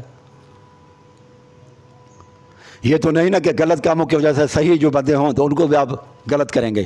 اخبارات آتے ہیں، پڑھتے ہیں، خبریں ٹی وی پہ سنتے ہیں، غلط بھی آتی ہیں صحیح بھی آتی ہیں، تو غلط کو غلط کہیں گے۔ یہ تو نہیں کہ غلط کی وجہ سے صحیح کو بھی چھوڑ دیں، جو غلط ہوگا اس کو سزا دی جائے گی۔ آپ کو مدرسے میں زنا کے بارے میں ہے، اور یہ جو ہے اس کے بارے میں آپ کو یہ نہیں ہے جو متع کراتی ہیں، بازار حسن میں خواتین بیٹھتی ہیں اور وہ متع کراتی ہیں اور وہ کہتی ہیں کہ ہمارا تعلق شیعہ مذہب سے ہے، وہاں آپ کو جو ہے نا وہ غیرت نہیں آتی کہ بازار حسن کے اندر جو خواتین ہیں جو یا علی مدد بھی کہتی ہیں اور مومن بھی بن جاتی ہیں، 10 دن کالے کپڑے بھی پہنتی ہیں، تو وہ کیا کراتی ہیں؟ زنا کھلے عام کراتی ہیں، وہ کہتی ہیں ہم متع کراتی ہیں۔ وہاں آپ کی بھائی میرے بھائی وہاں مدرسے کے طلباء کے اوپر تو آپ کو آ گئی، ٹھیک ہے، تو یہاں پر بھی آنی چاہیے نا۔ جب اچھا یہ ہے کہ وہ تو سنی جب بچے ان کے زنا کرتے ہیں تو ان کو سنی برا سمجھتا ہے، برائی کو وہ برائی تو سمجھتا ہے کہ یہ غلط کام ہے، لیکن افسوس ہے آپ کے اندر تو یہ زنا کو اچھا سمجھا جا رہا ہے۔ بازار حسن میں جو خواتین ہیں ان کے اوپر کوئی گرفت نہیں ہے، کوئی سزا نہیں ہے، ان کو جو زنا کرنے والے ہیں مولویوں کو تو پولیس پکڑ کے لے جاتی ہے نا، پکڑ کے لے جاتی ہے، لیکن ان کو تو اچھا سمجھ کر آپ کے مذہب میں ان کو ڈیفینس کیا گیا ہے، بچاؤ ہے، دفاع ہے، ان کو پولیس بھی پکڑ کے نہیں لے جاتی، ان کی آپ لوگ سرپرستی کرتے ہیں، التشیع علماء ہی ان کی سرپرستی کرتے ہیں، تو وہاں آپ کی غیرت کہاں جاتی ہے میرے بھائی؟ جو کھلے عام اڈے چل رہے ہیں، ان اڈے چلانے والے سے آپ پوچھیں کہ وہ یا علی مدد کرتے ہیں یا نہیں کرتے۔ یہ جتنے بھی ہیں 2 نمبر لوگ آپ دیکھیں گے تو آپ کو شیعہ عقیدے سے ملیں گے، یا علی مدد کرنے والے ملیں گے، یا علی مدد کو برا نہیں سمجھنے والے ملیں گے، زیادہ کرپشن انہی میں ہے میرے بھائی۔ تو میں حقیقت بیان کر رہا ہوں، اس پر آپ کو غصہ نہیں آنا چاہیے میرے بھائی، سمجھانے کے لیے مجھے یہ الفاظ کہنے پڑے تاکہ تھوڑا سا آپ کو سمجھاؤں، ورنہ مجھے آپ کے جذبات کا جو ہے نا احساس ہے، اور میں کوشش کرتا ہوں کہ کسی کے جذبات کے ساتھ نہ کھیلوں۔ آپ کو اگر میری یہ بات ناگوار بھی گزری ہے تو میں معافی چاہتا ہوں، سمجھانے کے لیے میرے بھائی آپ کو۔ خدیجہ بی بی کہتی ہیں کہ وہ کتاب کھول کر بتاتا ہے فضل ہمدرد صاحب، کیا وہ سارے ہم نہ مانیں؟ آپ مانیں ان کی وہ جو قرآن حدیثی باتیں بناتے ہیں، لیکن وہ زیادہ تر فضل ہمدرد صاحب قرآن حدیث کا غلط مفہوم پیش کرتے ہیں، غلط مفاہیم پیش کرتا ہے وہ۔ مثلا وہ کہتے ہیں کہ سارے امام غیب کا علم رکھتے ہیں۔ میں نے 2 قرآن مجید کی آیتیں پڑھی ہیں، آپ اس کو غور سے سنیں، جس میں یہ ہے کہ رسولوں کے علاوہ اللہ تعالیٰ غیب کا علم کسی کو نہیں دیتا۔ پھر وہ کہتا ہے کہ اہل بیت کی پیروی کا حکم رسول اللہ صلی اللہ علیہ وسلم نے دیا ہے۔ تو میرے بھائی میری بہن خدیجہ بیوی، میری بہن رسول اللہ صلی اللہ علیہ وسلم نے کبھی نہیں فرمایا کہ ان کی پیروی کے لوگ 2 الفاظ آتے ہیں، تین الفاظ آتے ہیں، ایک اتباع، ایک اطاعت، اور تیسری اقتداء۔ یہ تینوں الفاظ نہیں ہے، وہاں لفظ ہے تمسک، لن تضلوا ما تمسکتم، تم گمراہ نہیں ہوں گے اگر تم نے ان کو پکڑ لیا۔ تمسک ہے، تتبع، اطاعت، اتباع اور اقتداء، یہ الفاظ میری بہن نہیں ہے وہاں پر کہ آپ دھوکہ کھا جائیں، وہ دھوکہ دیتا ہے۔ وہاں وہ معنی تمسک کی اتباع کرتا ہے، تمسک کی معنی ہے پکڑ لیں اس کو، ان کے ساتھ آپ رہیں، ان کے ساتھ محبت رکھیں، ان کی عزت کریں، ان کے اوپر جو ہے نا وہ ان کی گلا اور شکوہ اور غیبت نہ کریں۔ یہ رسول اللہ، وہ صحیح مسلم کی حدیث ہے کہ میں تمہیں 2 چیزیں چھوڑے جا رہا ہوں، کتاب اللہ اور عطرت اہل بیتی۔ تو اہل بیت کو چھوڑے جا رہا ہوں، ان کی عزت کرنا، احترام کرنا، ان کی غیبت نہ کرنا، ان میں نقص اور عیب نہ ڈھونڈنا، اور ان کے ساتھ محبت رکھنا۔ پیروی کا حکم نہیں ہے، پیروی کا حکم تو رسول اللہ صلی اللہ علیہ وسلم نے فرمایا 2 چیزیں میں چھوڑے جا رہا ہوں، اس میں ایک کتاب اللہ ہے اور دوسری اپنی سنت ہے، اور علی نے بھی سنت کی پیروی کی ہے۔ اگر آپ کہیں گی نا کہ وہ پیروی کا حکم ہے، عطرت اہل بیتی کی پیروی کا حکم ہے، تو اہل بیت کی پیروی تو رسول نے بھی نہیں کی، علی نے بھی نہیں کی، امام جعفر صادق کی کس طرح سے پیروی کریں گے وہ؟ اگر وہ نہ پیروی کرتے ہوئے امام جعفر صادق کی، امام موسیٰ کاظم کی، امام جو ہے نا باقر کی پیروی نہ کرتے ہوئے، امام زین العابدین کی پیروی نہ کرتے ہوئے حسن، امام حسین، حضرت علی اور رسول اللہ صلی اللہ علیہ وسلم کامیاب جا سکتے ہیں، تو ہم بھی ان کی پیروی نہیں کریں گے تو کامیاب جا سکتے ہیں۔ ہمارے لیے اللہ اور رسول کافی ہے۔ ہاں، سنت کو چھوڑ دیں گے تو برباد ہو جائیں گے، کوئی بھی ہو۔ بلکہ امام بھی مجبور ہیں کہ رسول کی سنت کو پکڑیں۔ اگر اماموں نے بھی نبی کی نہیں بات کی تو وہ نقصان میں چلے جائیں گے، لیکن انہوں نے نبی کی باتوں کو مانا ہے۔ لہذا نقصان ان کا کچھ بھی نہیں ہوگا. وہ امام ہی بنے, ان کو عزت و احترام اس لیے ملا کہ قرآن و سنت کو پکڑا ہے انہوں نے. تو اصل چیز قرآن و سنت ہے. اہل بیت کی پیروی نہیں ہے, اہل بیت کی عزت اور احترام ہے اور محبت ہے. لیکن ہم فضل ہمدرد وہاں بھی دھوکہ دے رہا ہے. وہ تو پھر کہتا ہے کہ 5 ٹن حق پر فارے صحابہ جو ہے نا ان کو برا بھلا وہ کہتا ہے کہ سارے صحابہ نے علی رضی اللہ عنہ کو چھوڑ دیا. تو سارے کتابیں آپ میں لکھا ہوا ہے, کسی میں لکھا کہ 3 وفادار نکلے حضرت علی کے, کہیں پر لکھا کہ 4 ہیں, باقی سارے کے سارے گئے. یعنی کہ رسول اللہ صلی اللہ علیہ وسلم جو مقصد کے لیے آئے تھے اللہ کے رسول, وہ صحابہ سارے. رسول اللہ صلی اللہ علیہ وسلم کے سسر بھی ظالم نکلے, غاصب. رسول اللہ صلی اللہ علیہ وسلم کے داماد بھی سوائے حضرت علی کے, عمر بن عاص اور حضرت عثمان, وہ بھی ظالم. رسول اللہ صلی اللہ علیہ وسلم کی بیویاں وہ بھی ظالمہ نکلیں. اور رسول اللہ صلی اللہ علیہ وسلم کے دوست وفادار 1.25 لاکھ میں سے 5 پاس ہوئے, باقی سارے فیل ہوئے. کسی یونیورسٹی میں 5 طالب علم پاس ہوں اور سارے فیل ہوں تو اس یونیورسٹی کو کون تعریف کرے گا؟ اس وائس چانسلر کو کون مانے گا؟ سارے بھگوڑے نکلیں جس جرنیل کے بندے صرف 5 ہو جو میدان جنگ میں کھڑے ہوں آپ کے عقیدے کے حساب سے, تو اس جنرل کو کون مانے گا کہ کیا اس نے تربیت کی ہے, کیا انہوں نے اصلاح کی ان کی؟ یہ تو رسول اللہ صلی اللہ علیہ وسلم کو ماننا ہی نہیں ہوا. لوگ تو کہیں گے نا ایسے بندے کو کہ بھائی آپ کے سسر اور آپ کے داماد اور آپ کے رشتہ دار اور آپ کے سارے ساتھی, حتیٰ کہ آپ کی بیویاں بھی آپ سے نالاں ہیں. اس کا مطلب آپ اپنے اندر بھی تو دیکھو نا, جھانکو نا کہ آپ کے اندر قصور ہوگا. وہ کیسا باغ ہوگا جس کی تعریف کی جائے کہ سارے پھول اور سارے درخت سڑ جائیں اور صرف 1.25 لاکھ درختوں میں سے 5 باغی بچ جائیں, تو اس کسان کی کون تعریف کرے گا؟ اسے زمیندار کی کون تعریف کرے گا کہ 1.25 لاکھ درختوں میں سارے سڑ گئے, 5 درخت بچے؟ انجلی شرما کہتا ہے کہ ابو بکر کا عمر کا ایمان ثابت کرو. یہ میں دلائل دے کر آیا ہوں کہ بی بی اسما بنت ابی بکر, بی بی اسما بنت امیس, حضرت علی کا پیچھے نماز پڑھنا, رسول اللہ صلی اللہ علیہ وسلم کا امامت کے لیے کھڑا کرنا, 24 سال تک حضرت علی کا ان کے پیچھے نماز پڑھنا, یہ ان کے ایمان کے لیے کافی دلائل ہیں میرے بھائیوں کہ رسول اللہ صلی اللہ علیہ وسلم نے ان کو امامت کے لیے کھڑا کر دیا. اور علی کی بھابھی اسما بنت امیس نے ابو بکر سے شادی کی, اور علی رضی اللہ تعالیٰ عنہ نے ام کلثوم کا نکاح عمر سے کیا. یہ کافی بہت بڑے دلائل ہیں کہ وہ مومن تھے. بابا جی اپنا عقیدہ دیکھو تو یہ مومن صادق حسن کہتا ہے کہ نبی نے 12 امام بتائے, علی سے مہدی تک 12, ان کو مانو. یہ نہیں ہے وہاں پر امام کا لفظ, یہ خلیفے کا لفظ ہے حدیث کے اندر, خلفاء ہیں. امام بنانے کی ضرورت نہیں. کون سی چیز رسول اللہ صلی اللہ علیہ وسلم نے چھوڑی کہ ہم 12 امام لیں؟ بتائیں نا.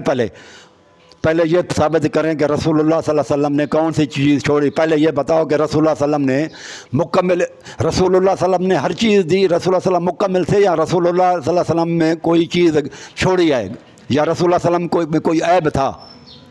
اور رسول اللہ صلی اللہ علیہ وسلم میں کون سا عیب تھا؟ پھر جو آپ کہتے ہیں 12 امام ہیں تو رسول میں تو امام رسول اللہ صلی اللہ علیہ وسلم ہے ہی نہیں, تو ہم کیسے مانیں؟ جو امام الانبیاء ہیں ان کو آپ نے 12 اماموں میں مانا ہی نہیں. ایسی حدیث کو میں کیا کروں گا جس میں رسول اللہ امام ہی نہ ہو؟ آپ لوگوں کا شیعوں کا تو امام رسول اللہ صلی اللہ علیہ وسلم ہے ہی نہیں. 1.25 لاکھ نبیوں کا کائنات کا امام ہے محمد صلی اللہ علیہ وسلم, اور شیعوں کا وہ امام محمد صلی اللہ علیہ وسلم ہے ہی نہیں.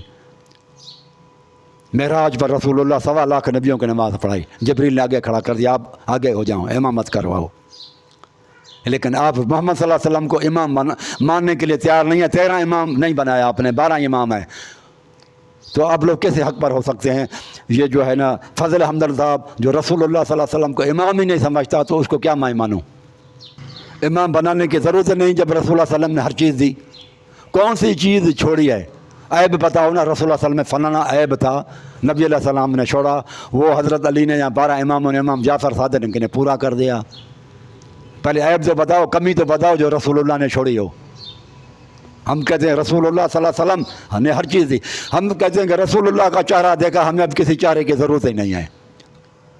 ہر چیز رسول اللہ صلی اللہ علیہ وسلم نے دی ہے ہمیں, اب ہمیں کسی اور کی طرف دیکھنے کی ضرورت ہی نہیں ہے. کسی اور کی طرف وہ دیکھے جو کہے کہ محمد صلی اللہ علیہ وسلم میں فلانی چیز کی خامی تھی, یا فلانا عیب تھا, یا فلاں چیز رسول اللہ صلی اللہ علیہ وسلم نہیں دی. رسول اللہ صلی اللہ علیہ وسلم اپنی زندگی کے اندر ہی دین کامل کر دیا، مکمل کر دیا۔ اور ویسے بھی قرآن مجید کہتا ہے کہ وَلَا تَتَّبِعُوا مِن دُونِهِ اولیاء، یہ قرآن مجید کی آیت ہے میرے بھائی، سورۃ اعراف آیت نمبر 3 ہے۔ اتبعوا ما انزل الیکم من ربکم، اس چیز کی پیروی کرو جو رب کی طرف سے نازل ہوئی ہے۔ وَلَا تَتَّبِعُوا مِن دُونِهِ اولیاء، جو رب کی طرف سے نازل نہیں ہوئی ہے اس کی پیروی نہیں کرو، اولیاء کی پیروی نہیں کرو۔ قلیلا ما تذکرون، لیکن تم لوگ تھوڑی سی نصیحت حاصل کرتے ہو۔ 12 اماموں کی باتیں آسمان سے نازل شدہ نہیں ہیں، وہی نہیں ہے۔ محمد صلی اللہ علیہ وسلم پر جو نازل ہوا ہے وہ انزل الیکم من ربکم، رب کی طرف سے نازل ہوا ہے، اس کی پیروی کرنے کا حکم ہے۔ قرآن کہتا ہے، یہ سورۃ اعراف آیت نمبر 3۔ اور وہ جو آسمان سے نازل نہیں ہوئے چیز، اماموں کی باتیں نازل شدہ نہیں ہیں آسمانوں سے، ان کی زمین پر باتیں ہیں، لہذا اگر ہم نہ مانیں تو گناہ گار نہیں ہیں۔ ہاں، سارے امام اکٹھے ہو جائیں اور صحابہ اجماع ہو جائے، پھر وہ سورۃ توبہ کی آیت نمبر 100 کہتی ہے کہ اس کو مانو، اجماع ماننا پڑے گا، اور الگ الگ چیز اس کا تو قرآن مجید انکار کرتا ہے۔ وَلَا تَتَّبِعُوا، قرآن کہتا ہے اتباع نہ کرو، قرآن کہتا ہے وَلَا تَتَّبِعُوا مِن دُونِهِ اولیاء، اولیاؤں کی پیروی نہ کرو اس کے علاوہ جو آسمان سے نازل نہیں ہوا۔ تو اہل بیت کی باتیں آسمان سے نازل نہیں ہوئی ہیں، قرآن منع کرتا ہے کہ پیروی نہیں کرنا، معلوم ہوا محبت کرنی ہے۔ خدیجہ بی بی کہتے ہیں کہ اول سے آخر تک میرے تعلیم و تربیت یافتہ ہیں امام، آپ ان پر اعتراض نہ کرو۔ گستاخ کون؟ کافر ہے، ہم مسلمان، گستاخ ان کا کافر ہے، ہم گستاخ نہیں ہیں، حقیقت بیان کر رہے ہیں۔ میں تو قرآن کی آیت بیان کر رہا ہوں کہ ان کی پیروی نہ کرو جو آسمان سے، جو چیز جن کے اوپر چیزیں نازل نہیں ہیں، آسمان سے وحی اترتی ہے، 12 اماموں کے اوپر وحی نازل نہیں ہوئی ہے، اور قرآن کہتا ہے ان کی پیروی نہیں کرو۔ معلوم ہوا کہ محبت کرنی ہے ان کے ساتھ، احترام کرنا ہے، محبت کرنی ہے، تکریم کرنی ہے، تعظیم کرنی ہے۔ میں نے قرآن مجید کی آیت پڑھی ہے سورۃ اعراف کی نمبر 3 سے کہ اللہ تعالیٰ خود منع کر رہا ہے ان کی پیروی کسی کی نہیں کرنی رسول کے بعد۔ رشید قدیر کہتا ہے کہ پیروی صرف آل رسول کی ہے، پیروی نہیں ہے، محبت ہے بھائی۔ یہ قرآن مجید کی آیت منع کریں کہ پیروی نہ کرو، پیروی صرف رسول کی ہوگی، وحی کی ہوگی۔ رسول بھی کہتا تھا، کئی جگہ پر قرآن مجید میں آیت ہے کہ ان اتبع الا ما یوحی الی، میں وحی کے علاوہ کسی کی پیروی نہیں کرتا۔ جب رسول وحی کی پیروی نہیں کر سکتا تو ہم کیسے کریں؟ یہ آیت قرآن مجید میں کئی جگہ پر ہے، ان اتبع الا ما یوحی الی، میں پیروی نہیں کرتا سوائے اس چیز کے جو وحی کی صورت میں مجھ میں۔ جب رسول کو اپنی چیز چلاتے ہوئے اللہ کا حکم ہے کہ نہ چلائیں، اپنی بات، اپنا فہم، اپنا قیاس، اپنا خیال نہ پیش کریں، وحی پیش کریں، تو پھر کسی دوسرے امام کو کیسے اجازت ہے کہ وحی کے بغیر وہ بات کرے؟ اور اماموں کے اوپر وحی آتی نہیں تھی، تو پھر آپ کیسے کہتے ہیں کہ ان کی پیروی کریں؟ جب رسول کو حکم نہیں ہے کہ پیروی کے علاوہ لوگوں کو باتیں نہ بتائیں، تو اماموں کا کیسے حکم ہوگا کہ تم لوگ اپنی باتیں لوگوں میں چلاؤ؟ امیر زید بھٹی کہتا ہے کہ آپ کے دل میں حب علی نہیں ہے، علی رضی اللہ تعالیٰ عنہ کی محبت ہے لیکن حد سے زیادہ محبت نہیں ہے، کیونکہ حد سے زیادہ محبت نہج البلاغہ میں لکھا ہوا ہے، حضرت علی کہتے ہیں وہ دوزخیوں کی نشانی ہے۔ تو زیادہ محبت کرو گے علی رضی اللہ تعالیٰ عنہ سے حد سے زیادہ تو جہنم میں جاؤ گے بھائی۔ تو میں نہیں چاہتا کہ آپ لوگوں کو اور میں خود جہنم میں ہم جائیں، تو ایک حد کے اندر محبت رکھیں گے، حد سے زیادہ نہیں۔ خدیجہ بی بی کہتی ہیں کہ سورۃ اسراء میں ہے یوم ندعو کل اناس بامام، سورۃ بنی اسرائیل آیت نمبر 71، بالکل ہی صحیح ہے۔ افسوس ہے کہ اس صورت میں اور سورۃ انبیاء میں یہ امام کہا گیا ہے نبیوں کو۔ سورۃ انبیاء آیت نمبر 73، آیت نمبر 73، میری بہن آپ دیکھیں اس میں کہ پیغمبر کو کہا گیا ہے، نبیوں کا واقعات بیان ہو رہے ہیں، موسیٰ علیہ الصلوۃ والسلام، ابراہیم علیہ الصلوۃ والسلام، نوح علیہ الصلوۃ والسلام، زکریا، یحییٰ، مختلف پیغمبروں کا نام ہے وہاں پر۔ اللہ تعالیٰ فرماتا ہے وَجَعَلْنَاهُمْ أَئِمَّةً، ہم نے ان کو امام بنایا تھا، ان نبیوں کو، یہدون بِأَمْرِنَا، وہ ہمارے حکم سے لوگوں کو ہدایت کرتے تھے، وَأَوْحَيْنَا إِلَيْهِمْ فِعْلَ الْخَيْرَاتِ، ہم نے ان کے اوپر وحی نازل کرتے تھے نیک کاموں کی۔ یہ سورۃ انبیاء آیت نمبر 73۔ معلوم ہوا کہ پیغمبر نبی امام ہوتا ہے، اور یہاں پر یہ یوم ندعو کل اناس بامامہم، یعنی ہر ایک بندہ اپنے نبی کے ساتھ اٹھے گا، یعنی ہم محمد صلی اللہ علیہ وسلم کے ساتھ اٹھیں گے۔ آپ لوگ شیعہ کہتے ہیں کہ نہیں ہم حضرت علی رضی اللہ تعالیٰ عنہ کے ساتھ اٹھیں گے۔ یار یہ کیسا ظلم ہے کہ محنت اور مشقت اٹھائیں، جہاد کریں اور تکالیف اٹھائیں، محمد صلی اللہ علیہ وسلم نبی تو ہو، محمد صلی اللہ علیہ وسلم، اور حضرت علی تو ان کا ہو نائب۔ یہ کیسا ہو کہ اصل کو چھوڑ کر ہم ان کے نائب کی طرف چلے جائیں، محنت کو رہے رسول اللہ صلی اللہ علیہ وسلم اور لشکر لے جائے کوئی اور دوسرا، جماعت کو کوئی اور لے جائے اور محنت کریں محمد صلی اللہ علیہ وآلہ وسلم۔ اگر رسول اللہ صلی اللہ علیہ وسلم موجود ہوں اور اس محمد صلی اللہ علیہ وسلم کی امت محمدی کو محمد صلی اللہ علیہ وسلم کے ساتھ نہ اٹھایا جائے، حضرت علی کے ساتھ اٹھایا جائے، اماموں کے ساتھ اٹھایا جائے، تو یہ محمد صلی اللہ علیہ وسلم کے ساتھ زیادتی ہوگی، بڑا ظلم ہوگا کہ محمد صلی اللہ علیہ وسلم نے جو محنت کی اس کو چھوڑ کر اللہ تعالیٰ اجر سارے لوگ جو ہے نا حضرت علی کو دے رہا ہے۔ محنت کوئی اور کرے، اجر کوئی اور لے جائے، یہ میرے بھائی وہ بہت بڑا ظلم ہوگا پھر رسول اللہ صلی اللہ علیہ وسلم کے ساتھ۔ اور امام نبیوں کو کہا گیا ہے، لہذا محمد صلی اللہ علیہ وآلہ وسلم کے ساتھ ہم اٹھائیں گے۔ ہمارا امام محمد صلی اللہ علیہ وسلم ہے، تمہارا امام محمد صلی اللہ علیہ وسلم نہیں ہے تو تم جاؤ جدھر بھی جاؤ، جن کے ساتھ بھی اٹھو، لیکن انشاءاللہ اللہ ہم محمد صلی اللہ علیہ وسلم کے ساتھ اٹھیں گے، کیونکہ محمد صلی اللہ علیہ وسلم ہی ہمارا امام ہے۔ حضرت علی بھی ہمارے ساتھ ہی ہوگا، تو ہر جماعت کو اس کے امام کے ساتھ اٹھائیں گے، یعنی کہ ان کے نبی کے جو جس کی امتی ہوگی، امت ہم رسول اللہ صلی اللہ علیہ وسلم کے ہیں، اور پھر یہ امتی قیامت کے دن حضرت علی لے جائے گا سارا کا سارا، اور رسول اللہ صلی اللہ علیہ وسلم اکیلے کھڑے ہوں گے۔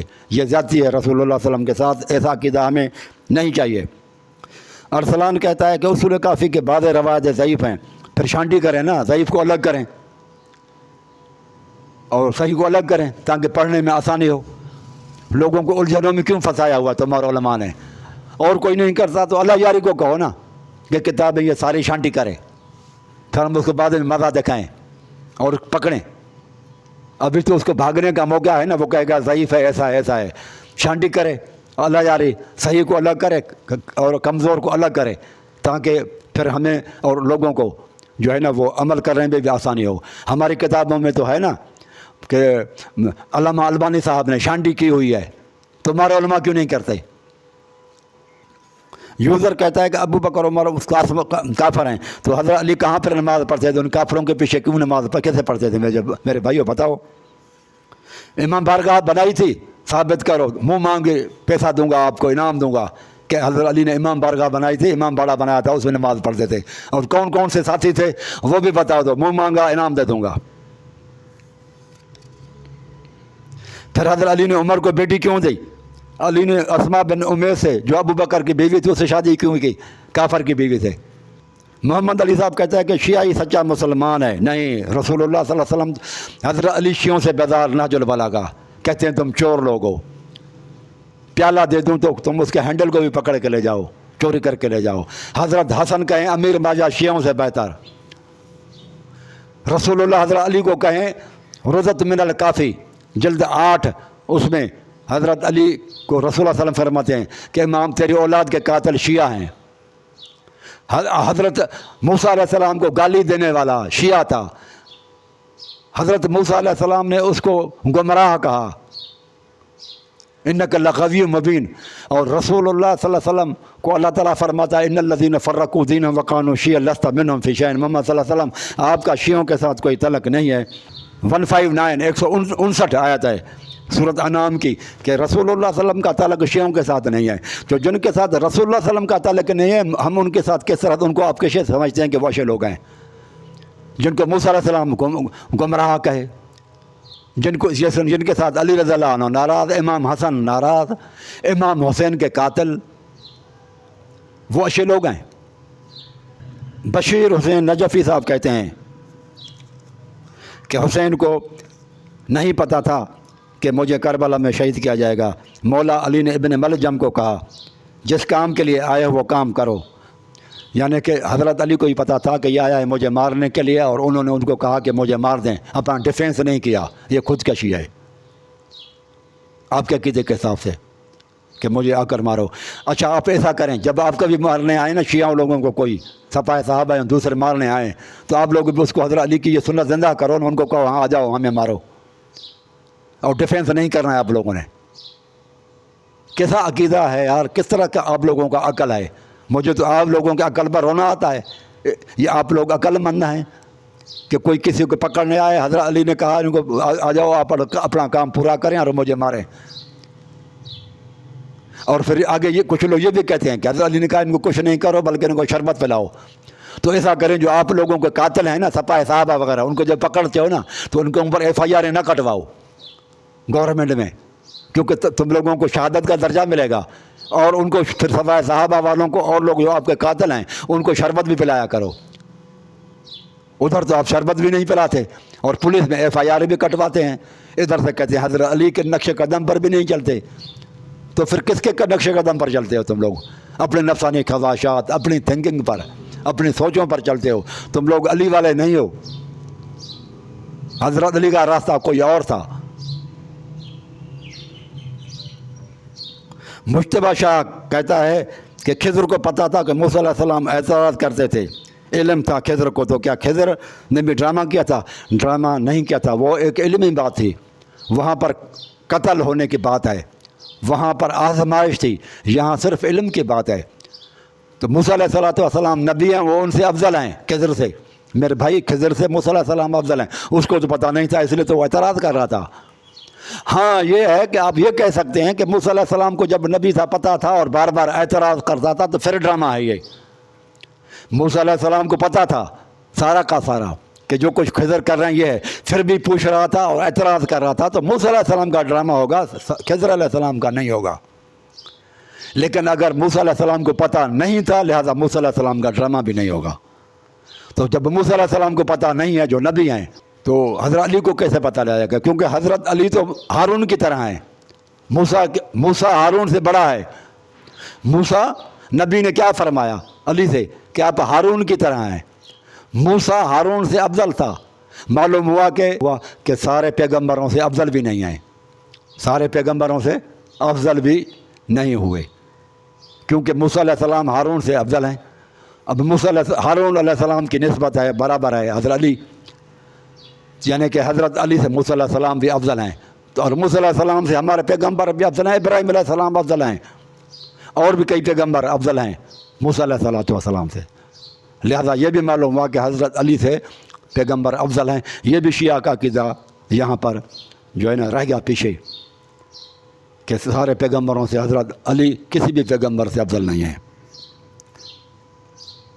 عالیہ شاہ کہتی ہیں کہ علی یا علی مدد، یہ بہن یہ شرک ہے. ایاک نعبد و ایاک نستعین، ہم تیری عبادت کرتے ہیں، تجھ سے ہی مدد مانگتے ہیں. پھر آپ یہ نہ کہیں نا ایا لفظ مٹا دیں، پھر آپ یہاں پر یہ کہیں کہ ہم اللہ تیری بھی عبادت کرتے ہیں اور تجھ سے بھی مدد مانگتے ہیں. ہی نہ کہیں، ہی اور بھی میں فرق ہے، ہی اور بھی میں فرق ہے. کوئی عورت ہو نہ کسی شوہر کو کہے کہ میں تیری بھی بیوی ہوں تو اس کو غیرت آ جائے گی. لیکن وفاداری کا الفاظ ایک ہے، وفاداری، میں تیری ہی بیوی ہوں، میں تیرا ہی شوہر ہوں، یہ وفاداری کے الفاظ ہیں. وفاداری ہے، وفادار اس کو کہتے ہیں. یا اللہ تجھ سے ہی مدد مانگتے ہیں، تیری ہی عبادت کرتے ہیں. ایاک نعبد و ایاک نستعین، ایا دونوں جگہ پر ہیں اور اس کا معنی ہے ہی، بھی نہیں ہے. تو جب آپ کہتے ہیں کہ اللہ تجھ سے ہی میں مدد مانگوں گی دکھ سکھ میں، پھر باہر نکل کے کہتے ہو یا علی مدد، بہن اگر کہتی ہیں تو یہ قرآن مجید کی آیت کو پھر نہ پڑھیں آپ. کیا امام حسن حسین نے کربلا میں یا علی مدد کہا؟ کسی نے کہا تھا؟ ثابت کریں کسی امام نے یا علی مدد کہا ہو. حضرت علی جو جنگ میں جاتے تو کون سا نعرہ لگاتے تھے؟ کہ میری بہن کائنات کے اندر چرند پرند انسان حیوان، انسانوں کو چھوڑو، حیوانات ہیں اور پہاڑ ہیں زمین کے اندر اور آسمانوں میں، پرندے ہیں جنگلات کے اندر ہیں، سمندروں کے اندر پانی کے اندر جانور ہیں اور مچھلیاں ہیں. ساری کائنات کو اللہ تعالیٰ رزق دے رہا ہے، ان کی تکلیفوں کو دور بھی کر رہا ہے. تو مجھے بتائیں کہ ان سب کی تکلیفوں کو تو اللہ تعالیٰ دور کر رہا ہے، تو کیا باقی انسانوں کی تکلیف کو اللہ تعالیٰ دور نہیں کرے گا؟ چلو اگر ہم مانیں کہ علی رضی اللہ عنہ مشکل کشا ہیں، بہن ذرا تھوڑا سا سوچیں کہ پھر مشکلیں اور تکالیف دینے والا کون ہے؟ اللہ تعالیٰ. تکالیف اللہ کی طرف سے آتی ہیں، اور علی رضی اللہ تعالیٰ عنہ تکلیفوں کو دور کرنے والوں میں مدد کرتے ہیں. علی رضی اللہ تعالیٰ عنہ تکلیفوں کو دور کر دیں. تو مجھے بتاؤ علی رضی اللہ تعالیٰ عنہ تو پھر اللہ تبارک و تعالیٰ سے بہتر ہوا نا. حضرت علی تو پھر اللہ تعالیٰ سے بہتر ہوا کہ اللہ تبارک و تعالیٰ کے طرف سے تکلیفیں آتی ہیں اور علی کی طرف سے تکلیفیں دور ہوتی ہیں. تو کون بہتر ہوا؟ یہ عقیدہ شرکیہ ہے، یہ کفری عقیدہ ہو جائے گا. پھر کچھ لوگ کہتے ہیں کہ علی رضی اللہ عنہ پنجتن کو 12 اماموں کو کان وما یکون کا علم ہے. آپ تھوڑا سا سوچیں کہ جو کچھ تھا اور جو کچھ ہوگا آگے چل کر یہ حضرت علی کو علم ہے اور رسول اللہ صلی اللہ علیہ وسلم کو بھی علم ہے. اللہ نے رسول اللہ صلی اللہ علیہ وسلم کو دیا اور رسول اللہ صلی اللہ علیہ وسلم شیعہ کہتے ہیں کہ رسول اللہ صلی اللہ علیہ وسلم نے حضرت علی اور پنجتن کو اور 12 اماموں کو دے دیا، اپنے اولاد میں منتقل کر دیا. تو اس کا مطلب یہ کہ 12 اماموں کا علم اور نبی کا علم برابر ہوا. میں تو یہ کبھی بھی ماننے کے لیے تیار نہیں ہوں کہ 12 اماموں کا یا حضرت علی کا علم رسول اللہ صلی اللہ علیہ وسلم کے برابر ہے. یہ بھی شرک اس کو میں مانوں گا کہ رسول اللہ صلی اللہ علیہ وسلم کا بھی کوئی شریک نہیں ہے. تو یہ پھر کیسے میں مانوں گا کہ 12 اماموں کا علم اللہ کے برابر ہے؟ کسی کا بھی کائنات میں علم ایسے ہی ہے جیسے سمندر سے آپ قطرہ لے لیں. اماموں کا علم ایسے سمجھیں کہ سمندر سے قطرہ لینا اللہ کے علم میں سے قطرہ ہے. تو یہ کیسے کہہ سکتے ہیں کہ کان وما یکون، جو کچھ ہو چکا ہے اور ہونے والا ہے سب کا علم اماموں کو ہے. اس کا مطلب کہ اللہ تبارک و تعالیٰ کا علم اور علی کا علم اور 11 اماموں کا علم برابر ہے. بلکہ میں تو کہوں گا کہ امام مہدی کا علم اور امام حسن حسین کا علم علی کے علم کے برابر بھی نہیں ہے. علی کا علم اپنی اولاد سے زیادہ ہے اور علی سے علم میں رسول اللہ صلی اللہ علیہ وسلم زیادہ ہیں اور رسول اللہ صلی اللہ علیہ وسلم کے علم سے پھر اللہ تعالیٰ کا علم زیادہ ہے.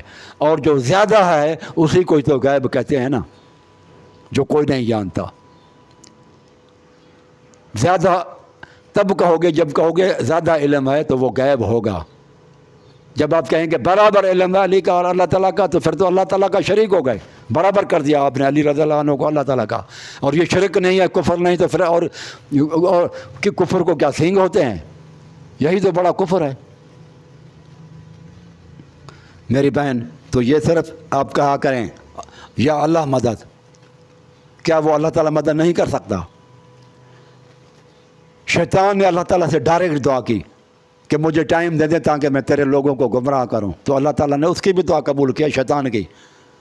کیا تو انسان ذات شیطان سے بھی زیادہ گمراہ ہیں کہ ڈائریکٹ دعا اللہ قبول نہیں کرے گا؟ قرآن مجید میں ایسی کوئی ایک دعا بتائیں جس میں وسیلہ ہو پنجتن کا یا کسی اور کا ہو. ایک دعا ساری قرآن مجید میں دعائیں ہیں. ربنا آتنا فی الدنیا حسنۃ وفی الآخرۃ حسنۃ وقنا عذاب النار. جو دعائیں قبول ہونے والی تھیں، بہتر تھیں، تو وہ تو قرآن مجید میں آئی نہیں. وسیلے والی دعا، آپ لوگ وسیلے شفاعت والی دعا مانگتے ہیں شیعہ بھائیو، تو وہ تو قرآن مجید میں جو آپ کے نزدیک بہتر دعا ہے وہ قرآن میں نہیں.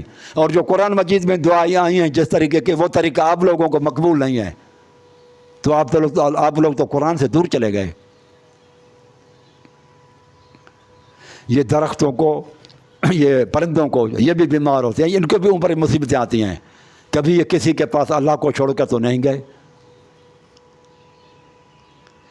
ایک آیت میں کہتا ہوں قرآن مجید کے کوئی پیش کرے جس میں جو ہے نا اللہ تبارک و تعالیٰ سے وسیلے سے دعا کی گئی ہو.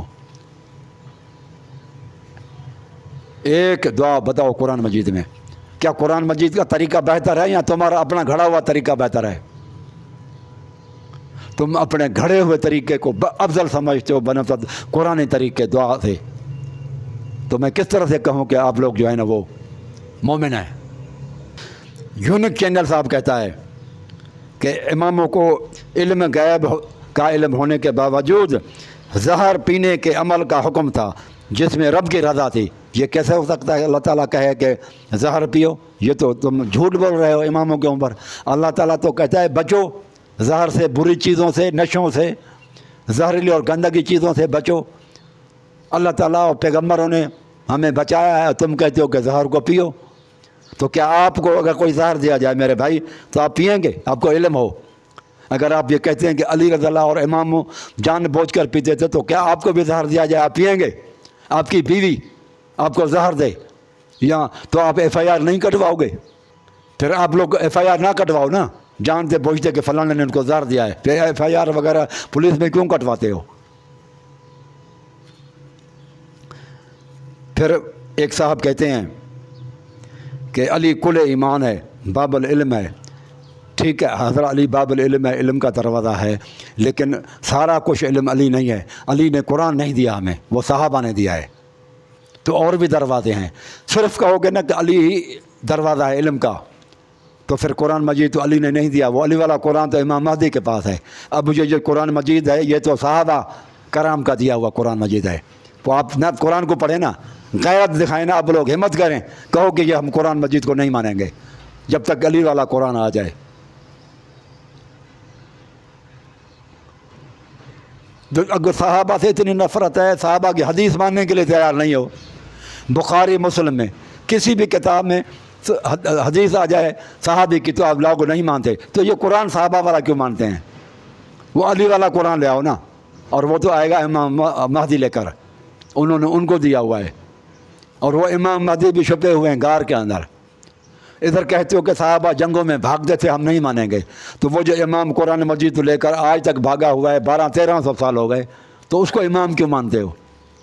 بھاگنے سے اتنی چڑ ہے تم لوگوں کو، بھاگنے سے تمہیں اتنی چڑ ہے، تو ایک امام جو 12واں ہے وہ تو آپ لوگوں کا بھاگا ہوا ہے ابھی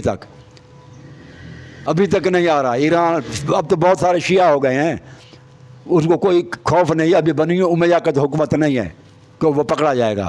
اور قرآن مجید بھی ابھی تک لے کر نہیں آ رہا. تو کون گناہ گار ہے؟ وہ کیا وہ گناہ گار نہیں ہے جنہوں نے قرآن مجید کو چھپایا ہوا ہے؟ اصلی قرآن جو محمدی نسخہ ہے وہ تو چھپایا ہوا ہے تم لوگوں نے. پھر ادھر کہتے ہم قرآن مجید کو مانتے ہیں. تو قرآن مجید تو یہ تو صحابہ والا تو نہ مانو نا، اپنا لے آؤ اور کوئی جو ہے، جو حضرت علی والا قرآن ہے. اس کا مطلب کہ اور بھی دروازے ہیں، نہیں تو قرآن مجید سے بھی آپ لوگ ہاتھ اٹھا لیں کہ ہم قرآن کو نہیں مانیں گے. صحابہ کی حدیثیں نہیں مانتے تو صحابہ کو قرآن کیوں لیتے ہو؟